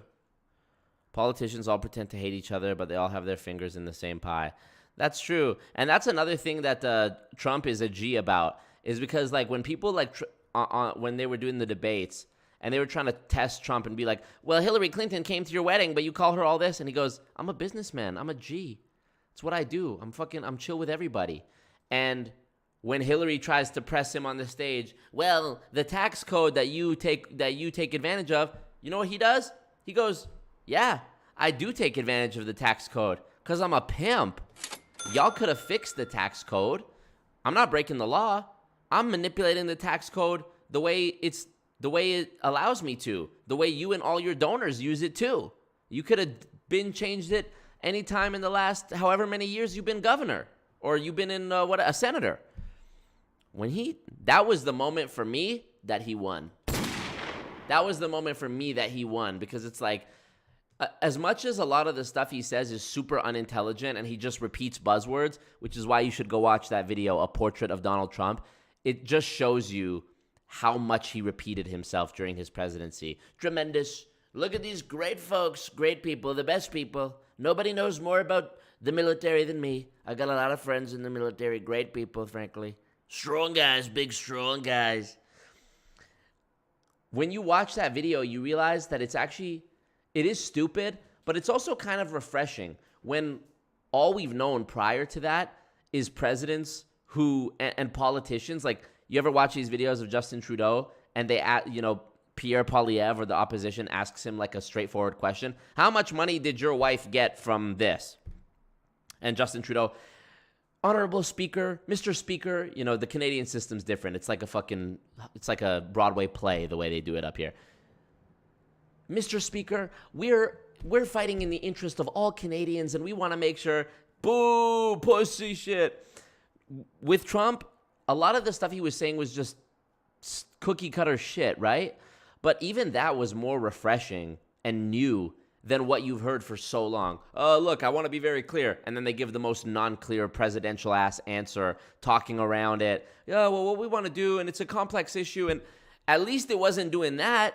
And I think that was nice. I think that was fresh. And, I always have observed that there's always an overcorrection that happens societally.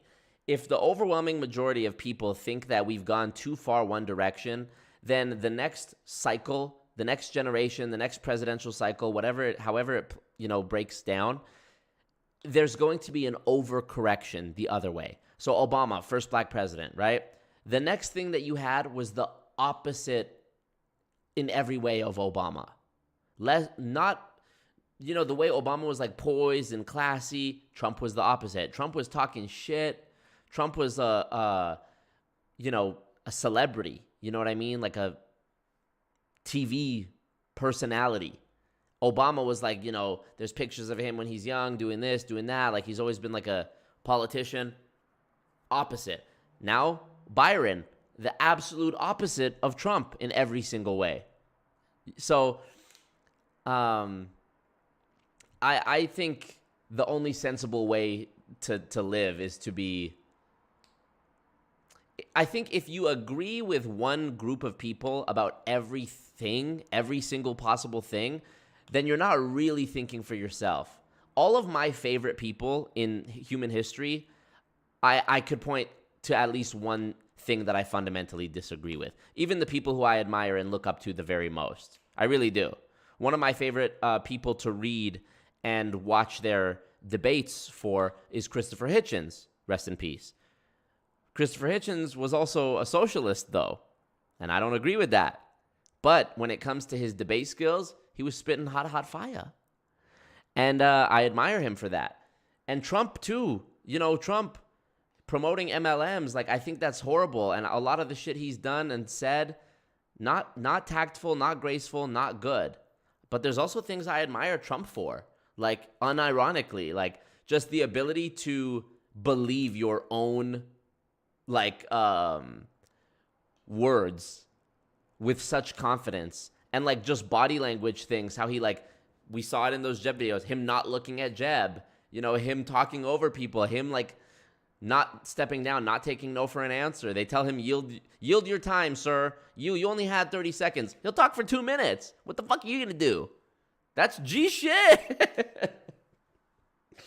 So this is the 60K subscriber stream / Trump appreciation stream.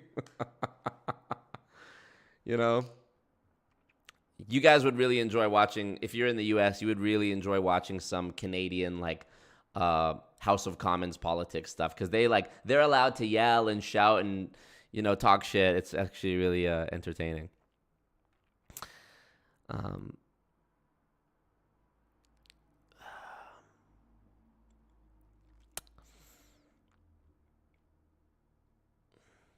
U.S. tax code is 80 to 90 pages, and only the first 11 is stuff you have to pay taxes on. I love it. I love it. The repetition of words is an element of neurolinguistic programming. Yep. The best. Everything he says, it's the best. The best, huge, the biggest. He does this.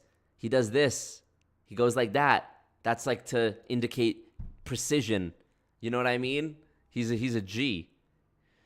Scott says, what's the opposite? I saw it before you retracted it. Sneaky.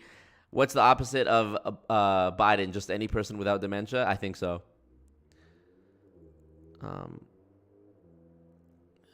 Carrie K, taking it too serious. I'm not saying he was refreshing, just some of the ways he spoke was refreshing. The fact that he didn't do certain things was refreshing. And I don't even mean refreshing in a good way. I mean refreshing as in new, different, refreshed. Leanne says it's called the pendulum effect. The universe is always trying to be in balance. The more one side pull, the more it swings back the other way. Bars. The balance of the force, also true. So, to believe in his own lies, yeah. That's G shit. Marco, you need to read The Cult of Trump by Steve Hassan. I refuse. No, actually, this is another thing I was going to talk about. I really am looking forward to doing a discussion with Steve Hassan on my channel, because I do like a lot of the work he's done. I've read Combat and Cult Mind Control. I'm currently reading Freedom of Mind. And yeah, shout out to Steve Hassan. He's a G. We don't agree on Trump, but maybe I need to read his book. Him bodying Ted Cruz effortlessly moves him to the upper echelon, right? No politics, please. Yeah, sorry. I'm in a tent in the woods. Y'all, who is in Marco's downline? Everybody here. Refreshing and different because he acts like a 12-year-old. Exactly. 60K. Thank you, Danny DeVito. I appreciate it. My question for you guys on this on this night of my daughter's wedding of 60 million subscribers is, what do you want to see from this channel? Marco. Yeehaw, it's bull wrangling. I gotta get the Thanks, bag. Marco. Do you like me? You're broke! You're fucking poor! That's what I want to know. Bernie Sanders was refreshing. I don't know what y'all talking about. List nicknames. Here, I want to see what nicknames Trump called Bernie Sanders. Bernie. Oh, Nerby Sanders. Bernie. Here we go. Crazy Bernie. The Nutty Professor. Crazy Bernie, the Nutty Professor. No way he called him the Nutty Professor. Oh my God. Trump, Bernie, the Nutty Professor. That is so fucking funny. Oh my God. No way he said that. Please find me a video of him saying that. Please. I watched last night with Bernie Sanders and Hillary and the other three guys that nobody, the other three guys that nobody even knows who the hell they are. Who are they? But I watched last night as Hillary and Bernie Sanders, they just couldn't give things away fast enough. And they're giving them to illegal immigrants. They want health care for illegal immigrants. They want driver's license for illegal immigrants. I watched Hillary last night with, we're going to give this, we're going to give that, we're going to give that. The poor woman, she's got to give everything away because this maniac that was standing on her right is giving everything away, so she's following. The Nutty Professor, bro. Ooh. Dude, I'm actually having second thoughts about the cowboy hat, because once I get the cowboy hat on, the conservative in me is just going to go Super Saiyan, all Infinity Stones, you know? So, I'd love to see you debate more people. That would be amazing. Yeah, you know, I'm trying to keep my content, like the serious content and any debates and stuff I do, about MLM. Because that, to me, is... I honestly could see a future for myself in politics. Many people in my life have told me I'd be a killer lawyer. Because I can just argue a point very well. And I think politically I would be able to do that. But I'm still a young man. You know, my politics right now are probably... They're not the same as they were even 3 years ago. And who knows what I'm going to believe politically in 10 years, or where my allegiances are going to lie. And... ultimately, I think I would have a hard time identifying with, you know, a political binary, right? Of like liberal or conservative, Republican or Democrat. I'm Canadian, so here it's liberal or conservative. I really don't know. So I don't know if politics is the thing for me, but I think staying with the MLM content is probably a good bet for the meantime. Risk it all and do another 24-hour stream right now. Ronald, appreciate you. He says, I like that you do what you want. Thank you. Yeah, the cowboy hat. It's coming. Sick puppy. Yeah.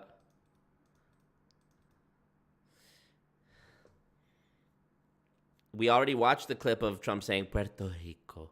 Danny DeVito, you got to rewind.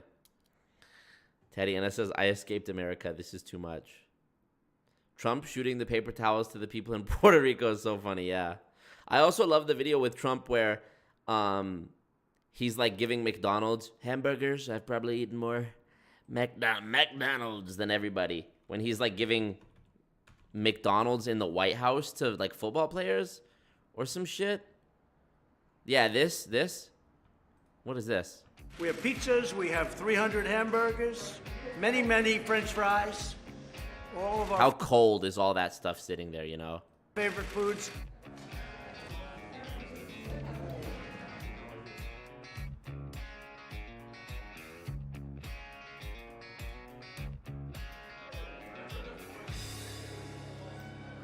Wow.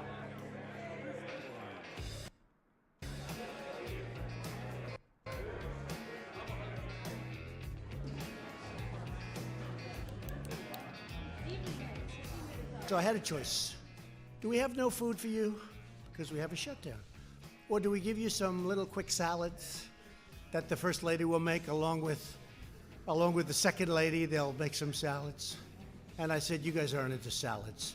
Or do I go out, Lindsey Graham and Tim Scott, do I go out and send out for about 1,000 hamburgers, Big Macs? So we actually did. We bought 1,000 Burger King, all American companies. Burger King, Wendy's, and McDonald's. We have Big Macs, we have Quarter Pounders with cheese, we have everything that I like, that you like. And I know no matter what we did, there's nothing you can have that's better than that, right? We have the national champion team, as you know. He's kind of sweet. He's kind of sweet. Would an evil overlord do that? Obviously not. So that's sweet.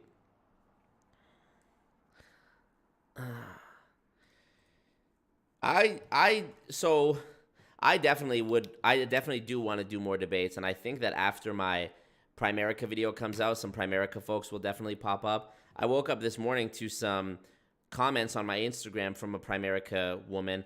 She sent me she posted a few different comments that were all just rants, just manic. I'll post this on my story, I'm sure. She said, "Bro, you're so hilarious," in all caps. Laughing face, laughing face, laughing face. MLM's making money off people like you selling apparel, making money, all caps. And your fan club subscribers be making them, all caps, dollar bills, huh, bro? Looking at your, quote, pyramid scheme, working out pretty well for you too. Crying face, crying face, crying face, crying face, crying face, crying face, crying face, crying face. And then she sent another one that was way too long to even read. This was on, mind you, a Primerica Instagram post that I made back in January. So I can only imagine how the floodgates are going to open in terms of just bullshit once the actual video comes out, you know? So, some little quick salad, so small, so quick, frankly. I love it. A reporter asked Trump if Pocahontas, Elizabeth Warren, really thought she could be president. He said, I don't know, you have to ask her psychiatrist. Pocahontas, that's so ridiculous. I can't believe he calls people these names. Fan club tings tears of joy. Exactly. Thank you, Eliza. Oh, you made money? Sounds like MLM. Exactly, Joseph. Exactly. Is there new WFABB content? Not about, I know there's always videos coming out about WFABB, but is there new stuff by them? Oh, here's one from 7 days ago. Oh no. Taylor Adams, WFABB, what do I do? Oh no. Hello guys, my name is Taylor and today I'm going to break it down exactly what I do. So if you're looking at my socials and you're like, okay, you know what, I'm ready to do this, let's just do it, you can go ahead, DM me on Instagram and text me all in and I will get back to you as soon as I can. So I'm going to tell you a little bit about me. I come from a family that we were well off when I was younger, but I've always been a little bit different because I've always wanted to be financially free, be able to travel. I never wanted to be stuck in that 9-to-5 pattern. That just was terrible rags to riches story already. Taylor, as somebody who has sat through more MLM presentations, probably than anyone, frankly, what I can tell you is this. You absolutely have to have the most insane rags to riches story ever. Your mother needed to die in childbirth, giving birth to you on a dirt floor in Puerto Rico. And you came out and your dog was the only person who could take care of you for the first 3 days of your life. And then the dog had cancer and it died. And then the doctor at the hospital had cancer and died. And everybody you ever met had cancer and died. But because of this company, you were able to rise above and now, and da-da-da-da-da. So already, I would give you some pointers. This only has 88 views in 7 days, so there's still time to redo it. Nobody even saw this. Was not for me. So after high school, I ended up going to college, and because that was what everyone was telling me to do, so I was like, let's go to college. I actually ended up dropping out after my first semester and went to Cosmo School, which I did finish, so that's great to be able to know hair. But after getting a 9-to-5 job for cosmetology, I learned. So after being in the salon, I figured out that Wow, terrible editing. those hours and the pay was just not getting me by. And so I tried everything. I tried drop shipping. I tried learning things on YouTube to make videos. It was ridiculous, the things I was trying. She acts like she's 50 years old and gone through all this shit. And the amount of money that I was spending to try to become successful. Here we go. So I actually found WFABB on TikTok, and I'm like, you know what? I'm looking at this for a reason. I'm going to give it a try. And it's completely changing my life. And I just want to say that if you are watching my video right now, you landed on my page for a reason, and this is your chance to change your life too. Thank you. Right now, I am financially free, and I am able to give my son and I the life that we deserve because of WFABB. And if you're my age, I'm 22, or you're Haram! a single mom, or just in general want to get out of the 9 to Haram, this woman is being taken advantage of. She's 22 and she's a single mom, and she needs something. She needs help. And these bitches at WFABB have taken advantage of her and made her think, taken advantage of her vulnerable, desperate situation, and preyed upon the fact that she's a single mother to convince her into thinking this is the way she's going to achieve financial freedom. Absolutely haram. 9-to-5 lifestyle, then this is for you, and I cannot wait to help you get there. This opportunity has taught me how to build a personal brand, how to be active on social media. The cut lingered way too long. And how to use social media platforms. Clearly not. With this editing, this is haram, man. Yeah, literally, ISIS has a gun pointed to her head, just off screen, and she's reading the hostage letter off the teleprompter. She's in North Korea right now, or what are those girls' names? Jasmine and whatever. All the girls that look the same, Jasmine and Matilda, are forcing her to do this. And for me personally, I was always scrolling on social media for hours a day, just laying on my couch in my bed, and I was just looking at TikTok, looking at Instagram, and I'm like, how am I not getting paid for this? I think that was the main reason why I was so excited about WFABB, because they were able to the nail clicking on the fucking phone screen. Show me exactly how to make money online, and I cannot wait to be able to show that with you too. So I'm from the US, and one of my biggest goals we knew that is to move down south to like either Georgia, Florida, Texas. I don't care. Where the weather's warm, where there's an ocean. Like, just imagine being able to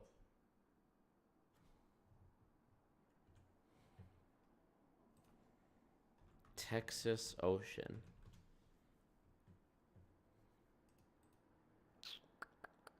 Now, I'm from Canada, so I don't know about the geography of the U.S. too well.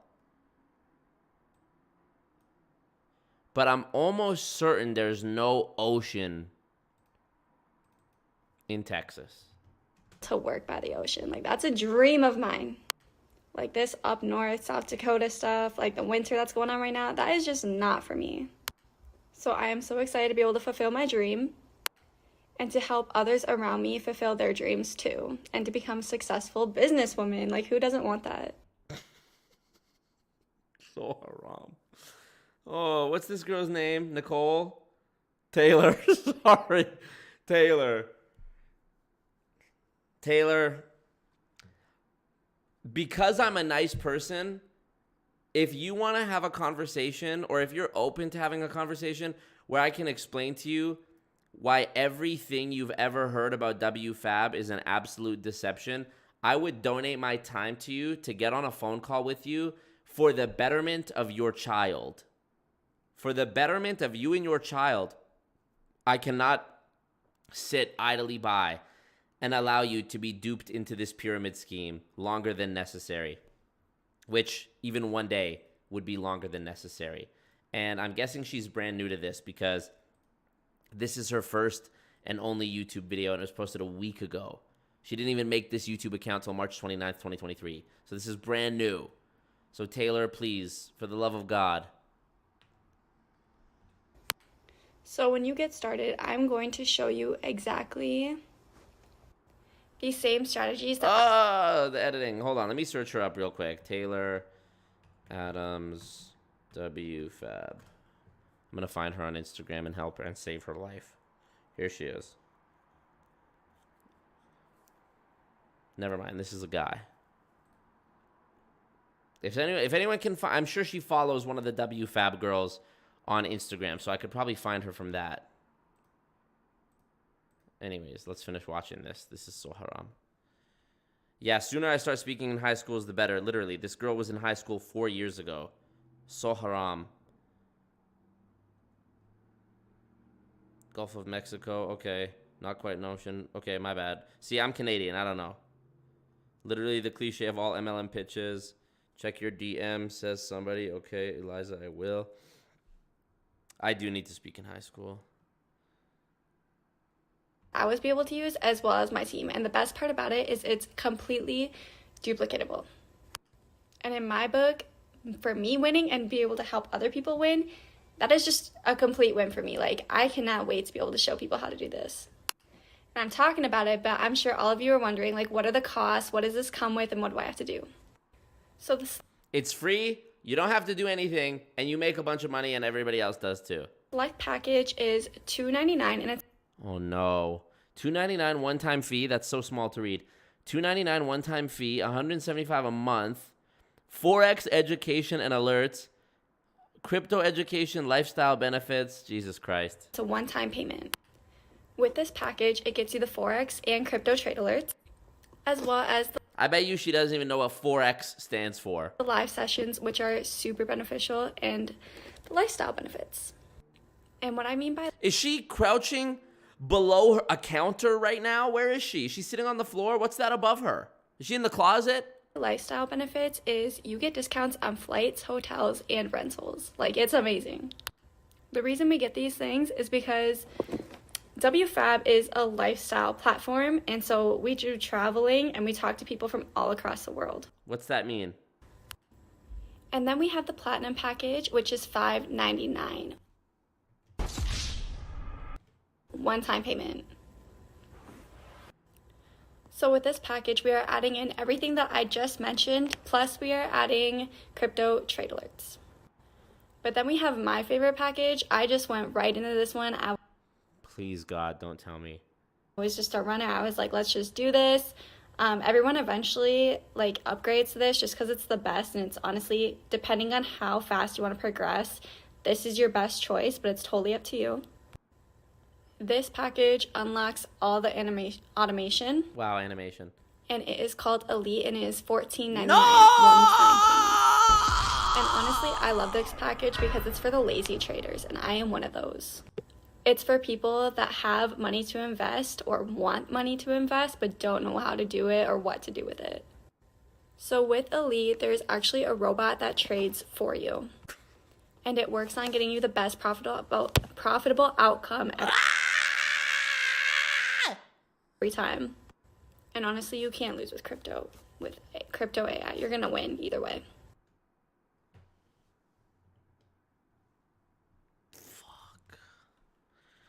This person has a child. So all of these packages do include mentorship. However, the select package, we will only be meeting once a month. But with the premium and elite package, we will be meeting once a week. And honestly, depending on how fast you want to proceed and be successful, will be depending on the package you choose. But okay, enough of that. Hold on, I gotta pause this for a second. Eliza over on Instagram sent me that one of the WFAB girls, Sabrina, is live on Instagram right now. Let's tune in. Let me tune in and see what up with Sabrina. Here, let's go join her live. Oh, shit. That's so fucking loud. Go back,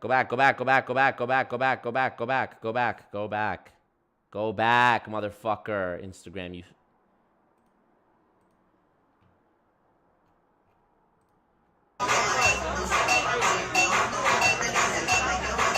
Hi.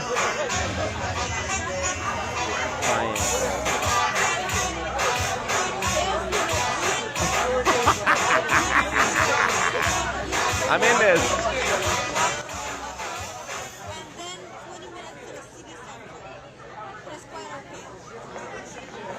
Looking at hookah. There's 5 people watching this. What is the point of this?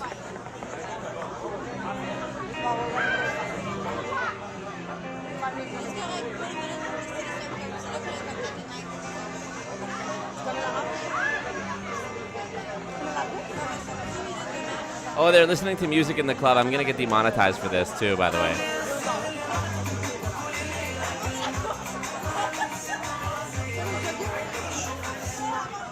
What is the point of this live? What is the value being provided?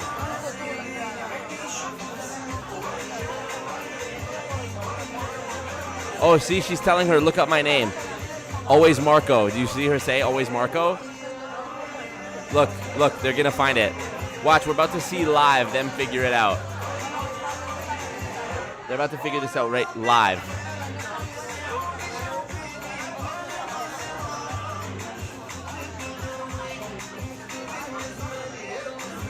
Me getting demonetized, all good. Come on, y'all. Can't lose with crypto. Hit her with a hey, beautiful. Oh, they go live so we can have FOMO watching them live the best life. So true. Watch me get blocked right away.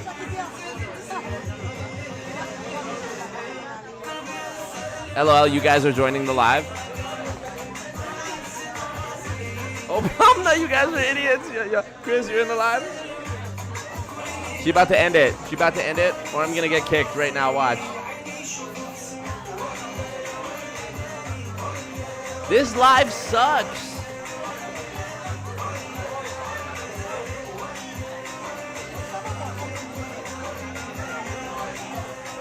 Look, they're looking up always Marco right now. Oh my god. I'm going to get in trouble. I'm going to get yeeted so quick, bro.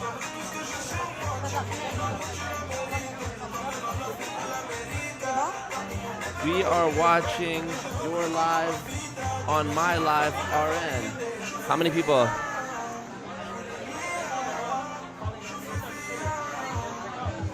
There we go. Let's see what she says to this. I said we're watching your live on my live right now. 175 on YouTube RN. Say hi.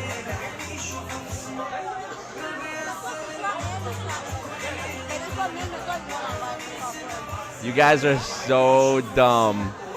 Not them, not them. I'm saying you guys in the chat. Not in a bad way. Just like y'all are silly goofs.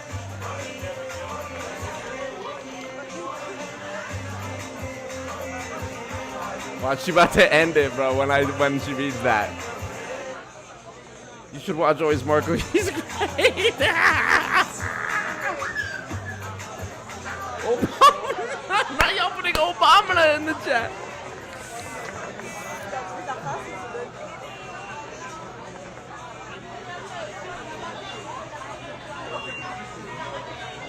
Are they watching my YouTube live right now? Hi.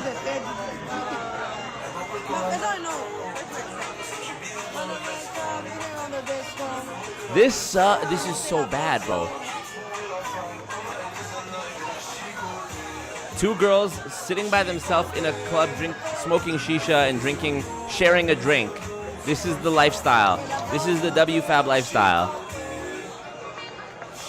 Join WFABB. You could smoke hookah in the club and dance in your seat just like me. She's blowing up. She got 20 viewers now, y'all, thanks to me. Oh, she got it. She got it. She got it. She saw it. She saw it now. She sees it. Uh-oh. Oh, my God. This is scary, guys. Dance the haters off. Wagwan. Wagwan. Do the pyramid dance. Join my pyramid. Yes.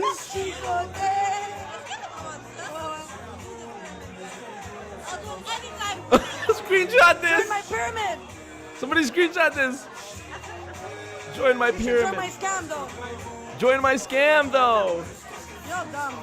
Y'all dumb. You're slipping. Moi, j'ai tellement de haters. You guys, vous savez rien. Moi, tous les jours, on the dot. The Marco cult is here. Ok, j'ai déjà. They're recording. Oh, yes, I'm going to be on YouTube again. This time, tag us, please. Tag me. Credit. If you're about to show me out, tag me. You guys just want to steal. Joseph said shopawaysmarcomerch.com. But you guys are increasing my views. I love it. Keep going. Keep going. Thank you, Ignacio. Let me join. My engagement. Let me join her live on Instagram, bro.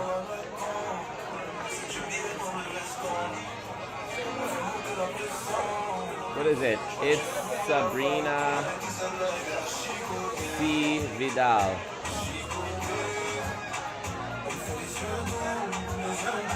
There, let me join her on Instagram.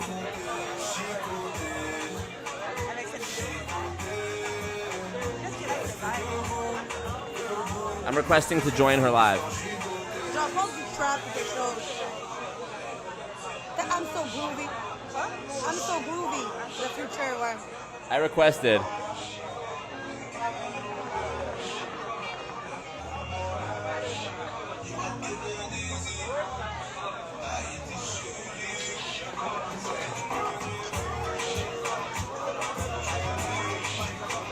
Yo, j'ai eu 20 euros de bloquer 5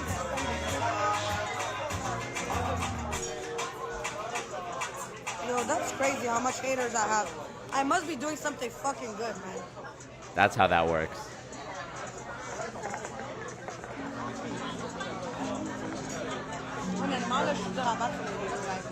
Cap USD.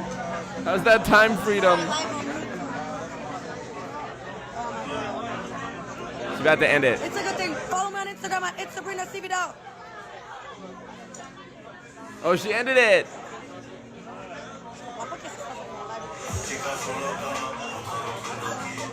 It says live video ended right there on the bottom. Oh, maybe I was blocked.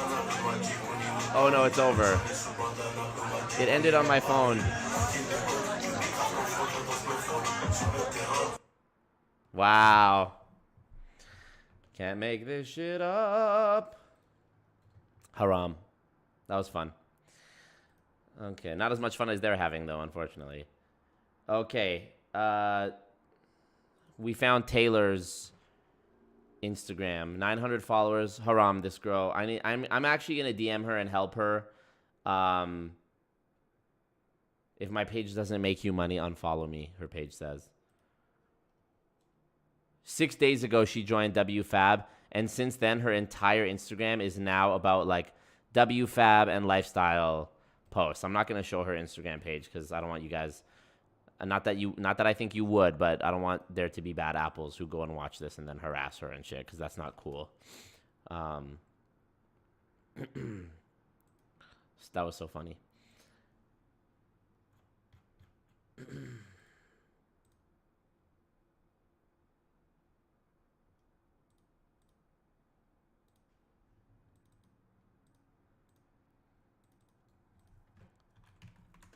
not gonna message her right now, but haram. All right, let's finish watching what Sabrina, what's her name? Taylor does. Let's break it down even more. So there are so many ways to make money with us, but I'm going to talk about my favorite two. And those two are trading and investing. Oh, not recruiting? Okay. Becoming an investor in 2023 will... Hold on. Let me see what y'all were saying in the chat. I wasn't really watching the YouTube chat while that was happening. This shit sucks, says Enpez. Shiva, thank you for being a promoter. So true. That happened earlier today, too. Some girl in IM Academy. I didn't even know what company she was in, and I posted a story. I reshared her reel, which was talking about how network marketing is amazing, and the real scam is corporate America, because the janitor will never be the CEO, and that's one of their favorite buzz phrases to use. Yeah, so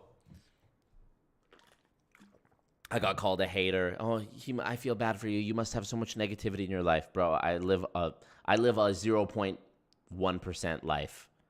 If you think of all the people who have ever lived, I live a better life than 99.9% of people who have ever lived. as do we all if we have internet. Thank you for the dono, Ignacio. 2 girls, 1 cup, literally. They were sharing the drink. I don't know anything about makeup, so I'm going to let y'all hold that one, but we're syncing up. She just said the Marco cult. Tell her shout out Building Fortunes Radio. I like how she said, Wagwan. Do the pyramid dance. That was actually funny. Respect. Marco cult. Yes, use the cult sticker in the chat if you remember. Losing my mind. I actually got her to do the pyramid dance. That was so good, bro. If they ever go live while I'm live, please send it to me. We'll do the same thing. We'll raid. We'll give them a raid. I have so much haters. Oh my gosh. Not her thinking the engagement she got wasn't from you, lol. Bless her heart. No, she knew, bro. Come on. Obama. There we go. You guys in her chat saying, Obama, I'm dead. Oh, she's back on live? Let me go again. Did she block me, though?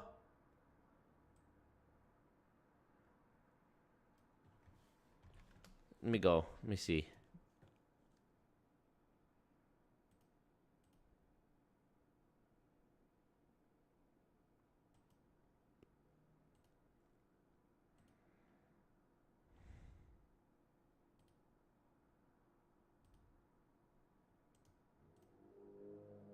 I'm not blocked, but her lives are not showing up anymore. Or rather, it's not showing me that she's live when I refresh her page. Why'd y'all tell me she's live again? Oh, she ended again. Okay, my bad. All right, let's continue.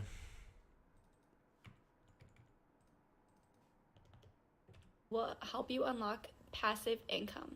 And without passive income, honestly, it's hard to gain wealth. You can put all your money into savings and it's not going to grow. Like, that's what I learned. I used to just put money in my savings and be like, I'm going to be rich someday. This poor girl just repeating what was told to her word for word. Haram. Duplicatable. That's what they say. She's not lying. That's really not how it works. I promise. So now let's talk about the second way, and that is trading. So when you become a trader, you can start trading. So as I was saying, you are able to trade in the stock market, forex market, and crypto market. And in these type of markets, you can make as little as $1 to thousands of dollars in one day. It's absolutely insane.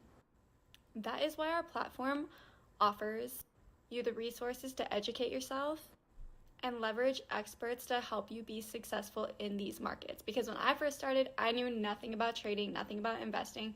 Everything that I know right now is because of my mentor and the experts that send me trade alerts. Jesus Christ. So obviously when you first get started, like me, I wanted to learn. And in our back office, we have over 500 videos that help you learn the stock market. Like, literally, you can click on a video and in 30 seconds, you'll learn more about the stock market than you did before. Honestly, just pretend like you're going back to college and learning a new skill set, but this time it's going to be worth it. It's just amazing that this platform offers experts to send you texts where you can make money. What other platform has that?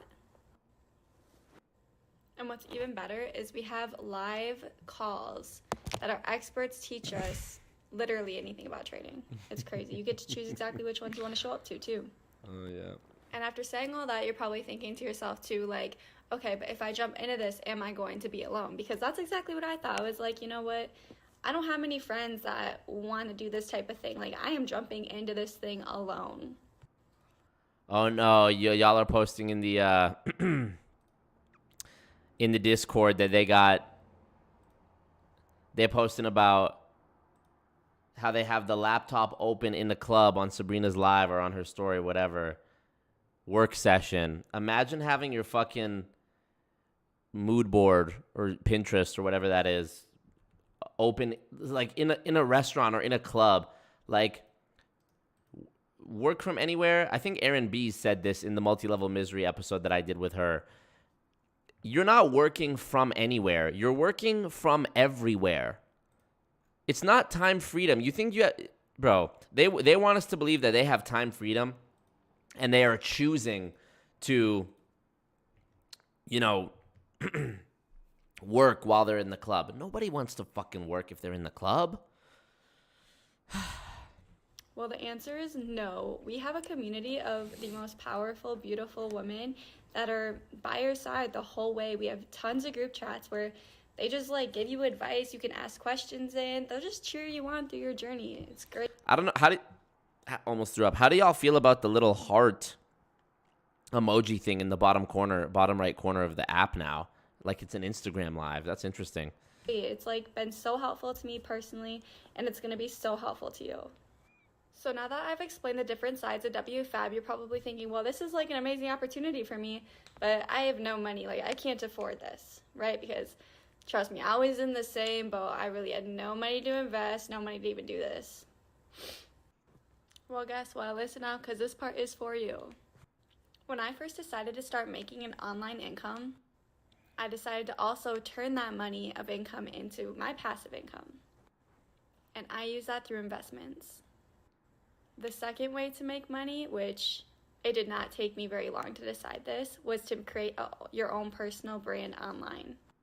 And when I first started, I had no idea how to brand myself. I had no idea how to even start social media. I didn't post very often. I just wasn't really the type of girl to keep people updated on my life. Working from the club equals haram. So true. Being in the club, period, haram. But through the WFABB community, they mentored me through all of it. I'm pretty much copying, pasting all these successful women, and I'm gonna grow, and I want you to do the same. It's honestly the best feeling to be able to make money online and being able to show other women how to do it. Let's all get together and make money, you know? It's crazy. The biggest goal for me, well, you heard my first one was moving down south to the warm weather, but the second one is continuing to grow my wealth online, and the third is watching other women around me grow. To be able to make friends and travel the world together, be financially free, that is the biggest goal through WFABB. We're business women. That's my favorite part of the whole shit is the cosplay element of it, where these dudes in World Financial Group with suits that don't match their shirts, which don't even fit properly. They just look like a little kid wearing their dad's suit while he's gone to work, and they're trying to pretend to be look, I'm doing business. I remember my dad's business partner years ago, a decade ago, when they had a restaurant together. The business partner had a son who was 2-3 years old, and one day the son was in the office and he had the phone and he was just mashing buttons on the keyboard and on the phone. And when his dad went to take him home, the kid was like, I'm working, because he saw his dad doing that, and that's what he knew it was kind of cute. That's what working was to him. So he was pretending to work, press buttons and shit. Same thing in my opinion. I love the cosplay element of it. It's so funny to me. It's it's sad, but it's funny at the same time, you know? There's that saying, if I didn't laugh, I would cry. And that's sort of why I choose to laugh, because it's absurd, but it's also sad, because this person has a child to feed. I don't know about you, but I am here to break generational curses. Bitch, sorry. What generational curses? You said you came from a well-off family. That saying, by the way, break generational curses, is when it's not said by someone that looks like this girl. I won't say the name of the company, but there was a company that I was talking about heavily in 2021 that loved to use this phrase, break generational curses. And in the context that they used it, I believe that it was high key racist, because most of the people who were repeating this phrase and who were hearing this phrase were Black and Mexican people, Black and brown people. And when you say something like, we're going to break generational curses, that alludes to so many touchy subjects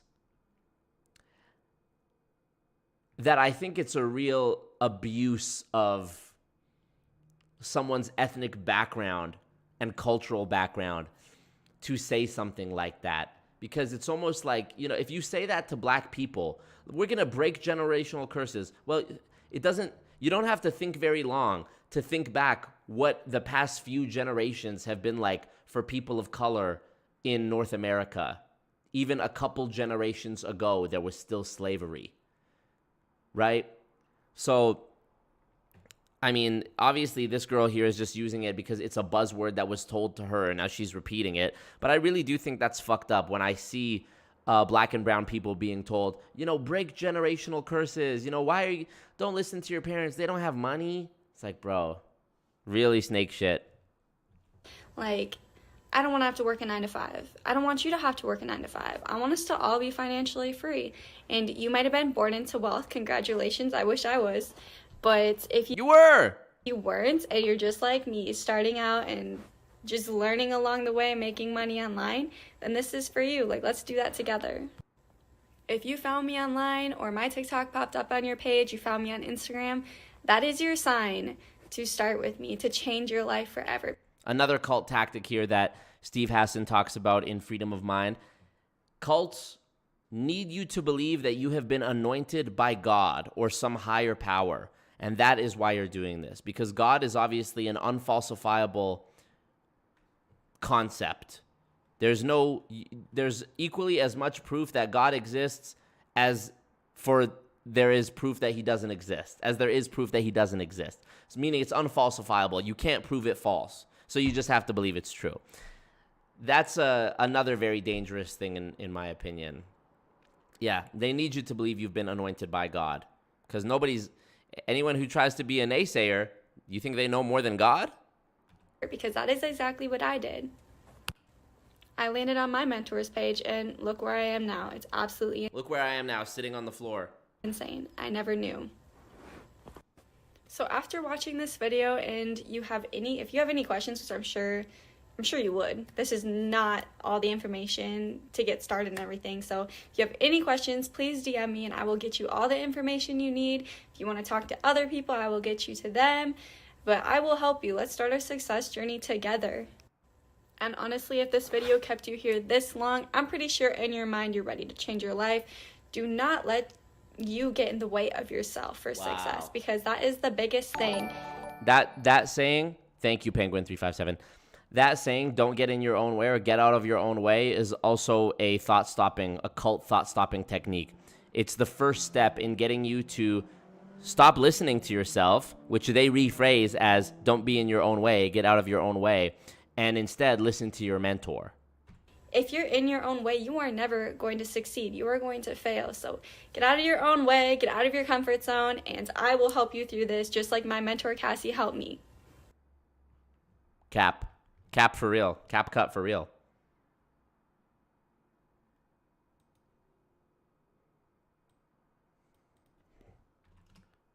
I feel like if I go back to that live, it's going to be problematic.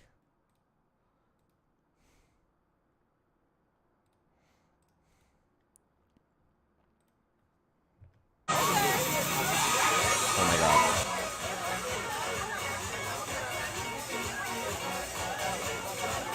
So fucking annoying. So annoying. That is a bad live. That's just not a good piece of content. I swear I can't tell these girls apart. Which one is this one? Oh, that's Matilda. Between how much they already look like each other and how much work they get done, how would you know? Who's... No. They all Uber pooled an Uber Black. Read caption. You guys see me post my paychecks every Friday and blah, blah, blah. It's called social selling, affiliate marketing. Actually, that's not what it is, but all good. One day I'm going to learn the names of these women and be able to tell the difference. Oh, they have a podcast. Are you going to respond? Are you going to let your emotions win? Or are you going to let your conscious mind win? You decide. But the truth is that we've been conditioned our entire life to have a certain thought pattern and to react a certain way to certain things. And until you decide to be aware, which has to be very intentional, because it's 95% of what we do is something that's out of habit. It's you don't even know that you're doing it. It's on autopilot. And so you have to be able to call it out and to be aware and change and really change the way you think, and be aware at that moment that you want something new in your life, but the only way that you'll be able to get something new is if you change yourself first. And that's the hardest part, because sometimes, like we've been saying, you're not going to have the results. You're not going to see. But the truth is, and I always thought of that, if you don't believe in yourself, then who will? Literally said nothing. How do I go to this? Let me go on YouTube here. Oh, no. No, they have a podcast. No, I can't think of anything worse. How to date as an independent woman.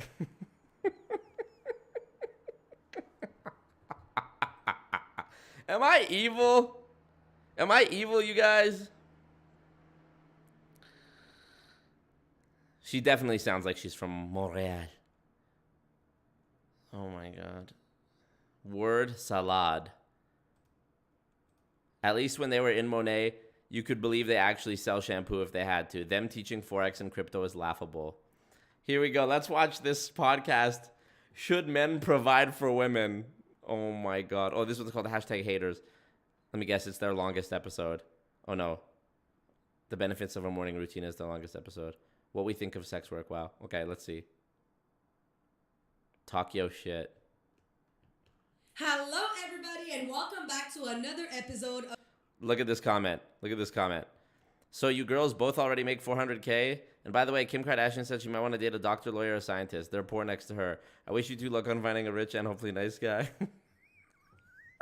of the Talk Your Shit podcast. This is your host, Melody. And this is your host, Sabrina. And now it's time to talk our shit.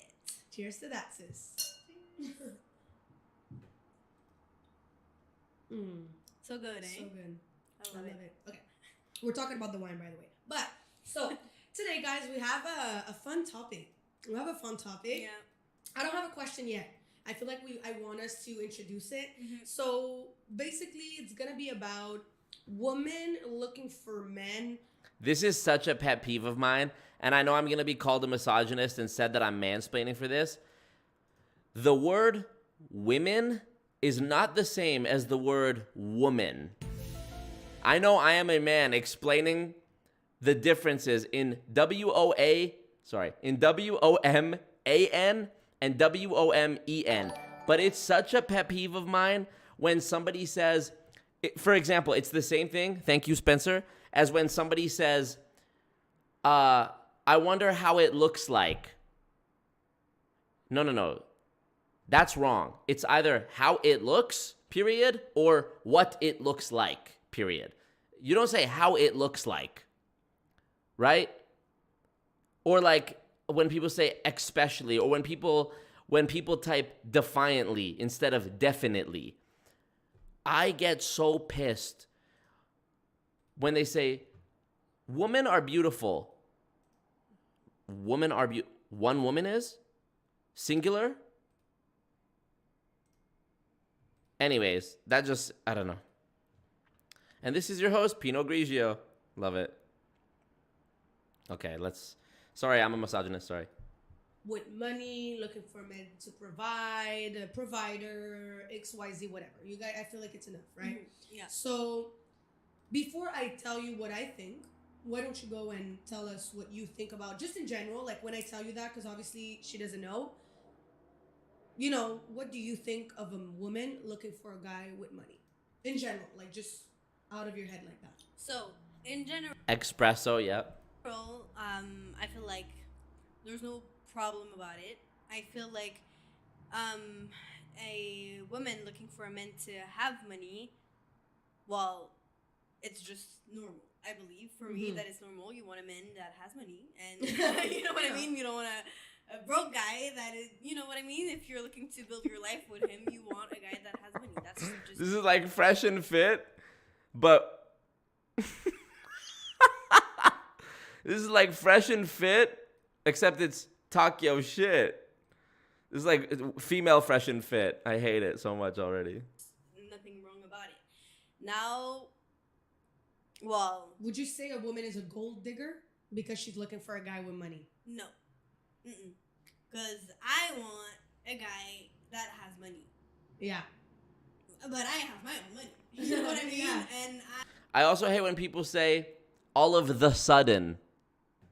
All of the sudden, bitch. Do you mean all of a sudden? I'm not looking for... Oh, move myself up so it looks like I'm sitting on the couch with them? I got you. No, come on. Joey K. Yes. Marco. The cult grows stronger. Lisa, Isla, Eliza, Coconuts, AG, and Genchi. We love to see it. Thank you so much, Joey K. Yes, sir. How do I do this? Membership gifting. Thank you, Joey K. That's super sick of you. I appreciate that, big dog. Oh. Obama. I'm going to give you an Obama for that real quick. Obama. Thank you, bruh. We need to federally require a license to buy microphones. Specs, need that talk your shit sign. For sure he does. I don't want my man to have money because I want him necessarily to, you know, provide for me. And, like, take care of you financially. Exactly. But I want us to have, you know, kind of the same lifestyle and just be on the same rhythm together. So I don't believe because a woman is looking for a guy to have money that make of her a gold digger. Okay. Yeah. I mean, I agree with you because, like, personally, I make my money. I pay for all my stuff. I have my shit together. You know, I have my business. I know where I'm going. I know where I'm headed. I know the amount of money that I make. So it just makes sense to me to look for a guy that makes money. Not because I want your money and I don't care about yours because I have mine, but for sure, I want somebody that can follow my lifestyle. Exactly. You know, and I just know where I'm going from here, and it's just gonna get better and better because I know how much I work. I know like how much I want this and how much I'm serious and how much I'm dedicated and how I really want to go and get that bag and get that, you know, life for myself. So it just makes sense for me. Let me just skip to the 50% point of the video and see, just out of curiosity, what they're saying. Like, and that's all about being personally developed and working on yourself and, like, you know, just becoming aware of all these things. But, like, it's just different because if you... I could never be with somebody that has a poor mindset. Yeah, no, for because sure. it's like you can't change. No. You don't have money right now and you're never going to change because you have that poor mindset. Yeah. You know what I mean? 100%. So if somebody doesn't have the money right now, it's okay as long as they have the mindset, they have the vision, and they are putting in the work. I couldn't be with somebody that is not doing anything all day long. That's just... That would mean, like, us, like... He was making more than me. More than you. Okay. So it would be like, let's say when you just... I met you, I wasn't at a place where I am today. But the point is, the beautiful thing about this is that you can get better and you can improve. And if ever, I think you should take myself as an example. I'm good, mama. I'm good, mama. We need more straight men in the anti-MLM content community, bro. Because diversity, we need more diversity. That's the real reason that I say that. We need diversity. Diversity is good in pretty much anything, I think. And thus far, aside from people who have made one-off videos about MLM, I don't know any actual dedicated anti-MLM dudes. So I would love to share my toxic masculinity about my toxic masculinity spin on anti-MLM with somebody else. I say toxic masculinity because I had the audacity to correct Sabrina on saying woman as plural instead of women. Marco, change the donor goal to microphones for WFABB. At this point, I'm going to be buying microphones for everybody. WFABB, Building Fortunes Radio. I feel like it's just an unwritten rule at this point that if you're in an MLM and you have a podcast, the audio quality has to be shit.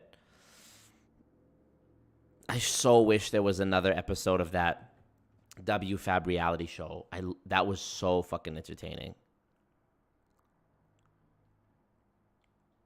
Sorry, it was quiet. I turned it. I cranked it, bro. Trust me.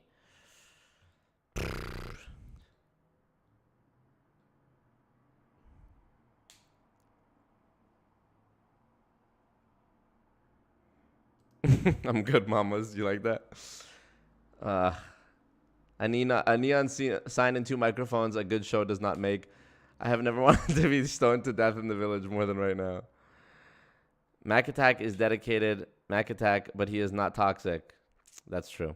Mac Attack is a male creator. Yes, I know.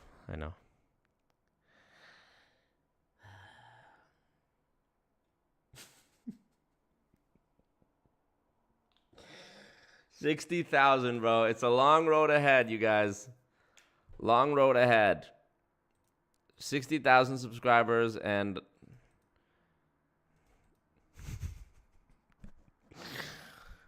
Oh, my God. Well, hey, WFG Part 4 dropping in the next few days if y'all want it.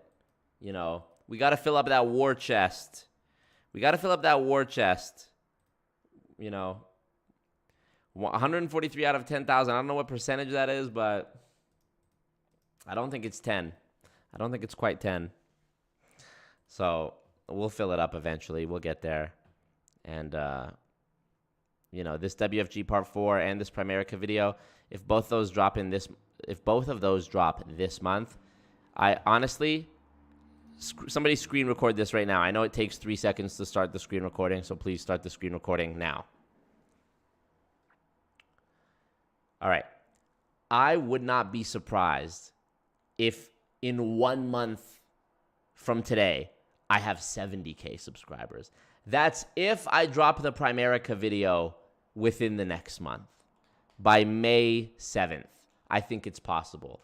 Because, I say this because if Primerica, Infiltrating a Pyramid Scheme Primerica, is even close to as successful as all of my other Part 1 MLM videos, Infiltrating a Pyramid Scheme videos, then I will gain 10,000 subscribers from it alone. So, infiltrating, let's see. How many did ACN get me? I guess this would be the total lifetime amount of subscribers it's got me. 12.6K from this one. How many from this I Am Academy? 10.1K from that one. That's a third of my audience right there, just from those two videos. WFG. Let's find it. Here it is. How many did I get from this one? Thank you, the annoying salt. Can I get unmuted in chat, please? I don't think you are muted in chat. I don't see you being muted in chat. 6.7K. What do you mean you're muted in chat? The annoying salt. I don't see any comments from you in chat, but I don't have you timed out or anything. Weird. Okay.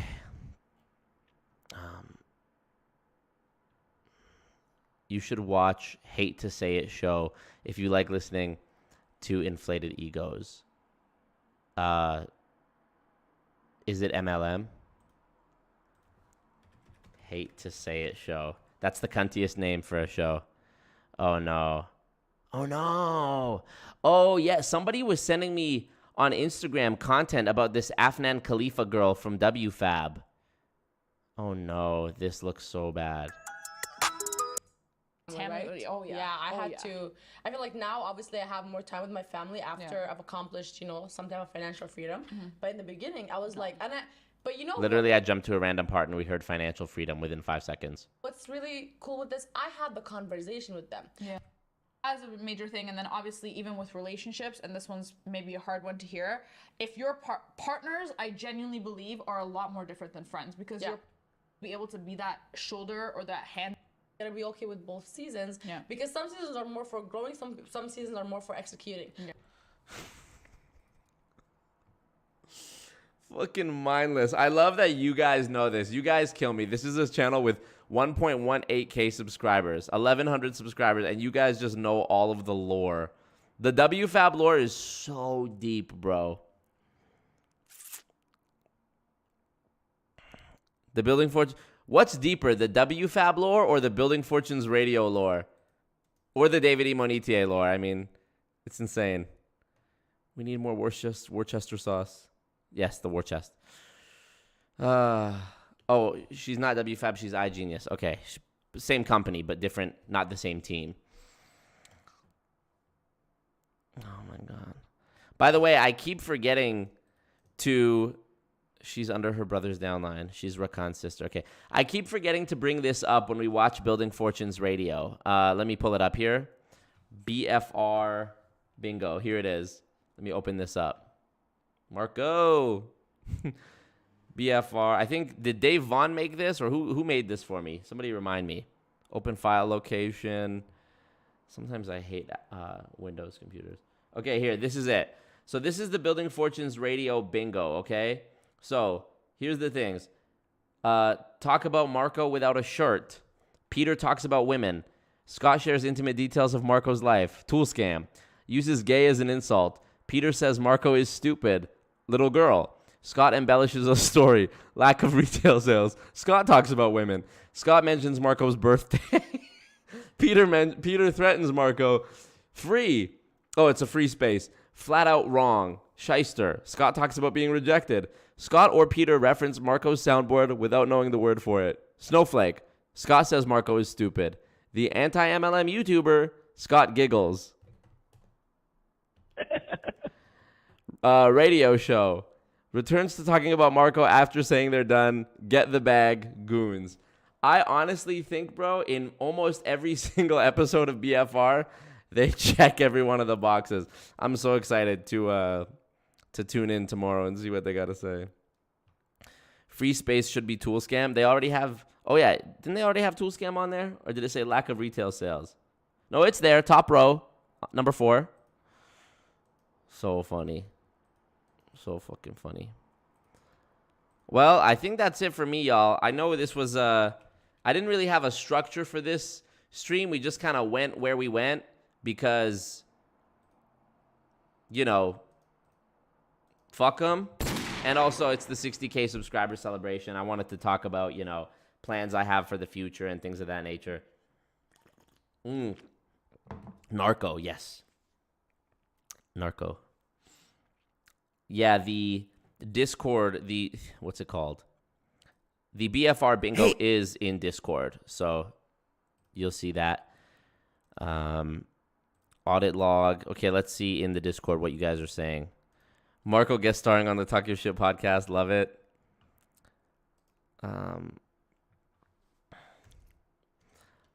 Website from WFABB Sabrina. Oh, no. She has a podcast, too? Oh, this is the same one. Talk Your Shit. Okay, my fault.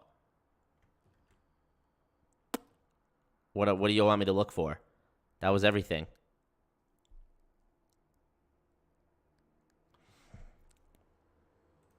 Oh, this. Yeah, sorry. Hold on. Let me share this. Wrong button. Let me share the screen. Okay, let me switch over. Okay, multi-level Marco. Here we go. Oh, I gotta unmute it, for fuck's sake. Ugh, you guys. You guys are killing me right now. Here we go. That's a permit, that's all. 2 girls. Join my permit. Smoking shisha and drinking, sharing a drink. This is the lifestyle. This is Marcoception right now, times 3. That's cool. Is this YouTube Premium that you're able to minimize YouTube and then go to Instagram at the same time? The WFABB lifestyle. Love that. What's the screenshot? I love that. That's an emoji right there. We are calling the WFABB girlies. I had to leave the stream. Every stream is better than the last. So true. So true. Yeah, watch the replay if you miss it, you guys. Can't wait. Can't believe you've done this. Can't believe you've done it. Alrighty. Alrighty, poos. Appreciate you guys. Don't join an MLM. And I will see you tomorrow night for Building Fortunes Radio. Marco! And love you guys. Thank you. To the next 60,000. Or, let's keep it light. The next 10,000. Appreciate y'all. Peace. No, it's bull wrangling time. Billions and billions. You're fucking poor! Obama! I'm not a loser. See you tomorrow. Peace. Join the Discord.